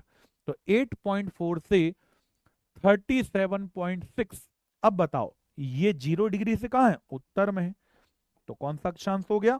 उत्तरी अक्षांश। ये थोड़ा सा याद करना है भाई, ये पॉइंट याद करना है, नहीं तो गड़बड़ हो जाएगी। पर कौन सा अक्षांश? उत्तरी। नहीं तो क्या कहेगा कि सर ये उत्तर है, ये तो दक्षिण है, तो ये तो दक्षिणी अक्षांश होगा। पर आंसर है नहीं होगा। क्यों होगा? उसे समझो जो कॉन्सेप्ट के लिए क्लास में हम अवेलेबल है। तो ये हो गया 8.4 से 37.6। कौन सा अक्षांश? उत्तरी अक्षांश। पर देशांतर की जब हम बात करेंगे तो देशांतर की बात कैसे होगी भाई? ये 0 डिग्री देशांतर से हम किस दिशा में है? पूर्व। पर कितना पूर्व है? 68 डिग्री 7 मिनट से 97.35 डिग्री तक। 97.5 लिख दो सीधे, कोई टेंशन नहीं। ये लो। अब अधिकारी बताएंगे ये पश्चिम में है, तो क्या यहां पश्चिमी देशांतर लिख दूं मैं? सर नहीं लिखेंगे। क्यों नहीं लिखेंगे? सर 0 डिग्री के हम पूर्व में है ना, इसलिए 68.7 ये कौन सा देशांतर होगा? पूर्वी देशांतर होगा। और 97.5 डिग्री भी पूर्वी देशांतर होगा। ऐसा तो नहीं होगा कि उत्तर में है तो यहां 8.78 यहां पर लिख दूं 8.4 से 37.6। ये भी नहीं करना है। क्यों नहीं करना है? क्योंकि समझना है, और समझेंगे तो ही आएगा। नहीं तो आ गया यदि कि भारत का उत्तरी बिंदु कितने अक्षांश में है, तो लगा देंगे 8.4, और वो गलत होगा, क्योंकि 0 डिग्री से नीचे से ऊपर जाएंगे और यहां पूरब से पश्चिम, पूर्व की ओर यहां बढ़ेंगे। पश्चिम तो है ही नहीं। थैंक यू बेटा शिवम। यदि आपको यूपीएससी लेवल तक का, देखो पीएससी यूपीएससी कुछ अलग नहीं होता है, विजन वही होता है। विजन समझोगे तो सब कुछ समझ में आएगा, विजन नहीं आएगा तो कुछ नहीं आएगा बेटा। और आधार बनना चाहिए। रट्टा तो मैं, रट्टा मरवाना होता है तो एक लाइन पेज दिखाना है और आगे बढ़ जाना है, पर रट्टा नहीं मारना है ना, भूगोल को समझ के आगे बढ़ना है। तब तो भरोसा, जो आप भरोसा इस पे किए हो वो कैसे क्लियर सही होगा बताओ? तभी होगा ना। तो चलो, तो ये अक्षांश देशांतर याद हो गया। अब बताओ, ये रटाना होता तो सीधे दिखा के टिक लगा के आगे बढ़ जाता, पर नहीं करना ना। वही पीडीएफ टिक लगा के नहीं पढ़ाना है, पीडीएफ में देखने के लिए जरूरी है, पर उसे एनालाइज करके समझ के ही हमको आगे बढ़ना है। हाँ बेटा बिल्कुल सही कहा है आशीष, बिल्कुल आपने जो लिखा है बिल्कुल सही है। वहां भी तो भारत का अक्षांशीय विस्तार 8.4 से 37.6 डिग्री कौन से अक्षांश में है? उत्तरी अक्षांश में है। दक्षिणतम देशांतरी विस्तार यदि हम देखेंगे तो 68.7 से 97.45 है। बट भारत का जो दक्षिणतम बिंदु है, इसका नाम क्या है? भारत का दक्षिणतम बिंदु इंदिरा पॉइंट। और इंदिरा पॉइंट कितने डिग्री पर है? 6.45 डिग्री उत्तरी अक्षांश पर है। ये अपने को ये पकड़ के चलना है। क्या यहां तक की चीजें हमारे अधिकारियों को समझ में आई है? जल्दी बताओ भाई, क्या यहां तक की बात अधिकारियों को समझ में आ गई है? तो यदि आ गई हो तो एक बार जल्दी से बताओ भाई फटाफट। तो भारत का अक्षांशीय और देशांतरीय जो भाग है, यदि हम इसे देखें एक बार, तो यहां पर ले लेते हैं पूरा 8 डिग्री और यहां पर ले लेते हैं 37। तो इसको यदि डिफरेंस करोगे तो यहां पर आएगा 29। तो भारत से पूर्ण रूप से कितने अक्षांश गुजरते हैं? 29। दशमलव को हटा दिया है, लगभग में 30 कह सकते हो आप, ठीक है ना। तो लगभग में कितने हो गए 30, पर एक्चुअल में कितने पूर्ण रूप से गुजरते हैं 29। वहीं देशांतर कहां से था, 97 से लेकर 68, दशमलव यहां भी हटा दिया है, इसको भी माइनस कर लो तो भी कितना आंसर आ रहा है 29। लगभग में क्या आ जाएगा 30। तो यदि कभी प्रश्न आ जाए इनडायरेक्ट रूप से कि भारत से कितनी अक्षांश और भारत से कितने देशांतर गुजरते हैं, तो आंसर लगभग में 30-30 होगा, पर पूर्ण रूप से कितना हो जाएगा, तो पूर्ण रूप से आंसर होगा 29, दशमलव वाली हटा देते हैं और लगभग में इससे 30-30 क्या गुजरती हैं, देशांतर रेखाएं गुजरती हुई नजर आती हैं। इसके आगे की जो भी कहानी कारवां है उसे अगली क्लास में देखेंगे। आपको क्या पता चला कि ये लगभग 2 घंटे की क्लास निकल गई, क्या मूवी जैसे ये समय आपको पता चला, और कैसी लगी आज की क्लास, आप अपना वैल्यूएबल रिव्यू जरूर दीजिएगा पूरी। चूंकि हर जो क्लास है यहां से जो हम पढ़ा रहे थे, मैं तो सामने खड़ा हूं, इनडायरेक्ट रूप में बहुत बड़ी टीम होती है जो आपको यहां तक आप तक हमको पहुंचाती है। तो आपका एक एक वैल्यूएबल रिव्यू बहुत अच्छा होता है और एक एक हमारे लिए नाभिकीय संलयन का काम करता है। तो अधिकारियों से ये निवेदन ही है जो कर सकते हैं। तो एक निवेदन है कि आज की क्लास आपको कैसी लगी, आपके ट्रू आपके वैल्यूज जरूर दीजिए, रिव्यूज जरूर दीजिएगा, चाहे लंबा लिख दें 2 मार्क 7 मार्क में, पर आपका मूलतः रिव्यू बहुत इंपॉर्टेंट है। तो कल से जरूर मुलाकात होगी, समय को देख लीजिएगा, समय किस समय पे क्लास लग रही है, पर रेगुलर मोड पे रहिएगा। ये भरोसा पहले दिन से आखिरी दिन तक यही रहेगा, जिस तरह से आज आपने क्लास पढ़ी है आखिरी दिन भी आप क्लास इसी एनर्जी, इसी उत्साह और इसी इंटरेस्ट के साथ पढ़ेंगे। ये इस मंच के माध्यम से मैं एसआर के सर आज आपसे यहीं पर अलविदा कहता हूं। अपना ध्यान रखिए, माता पिता का ध्यान रखिए और जल्दी से अपने घर को अधिकारी बनकर जो बचपन में आपने ये सपना देखा था उस सपने को हकीकत में बदलिए। जय हिंद।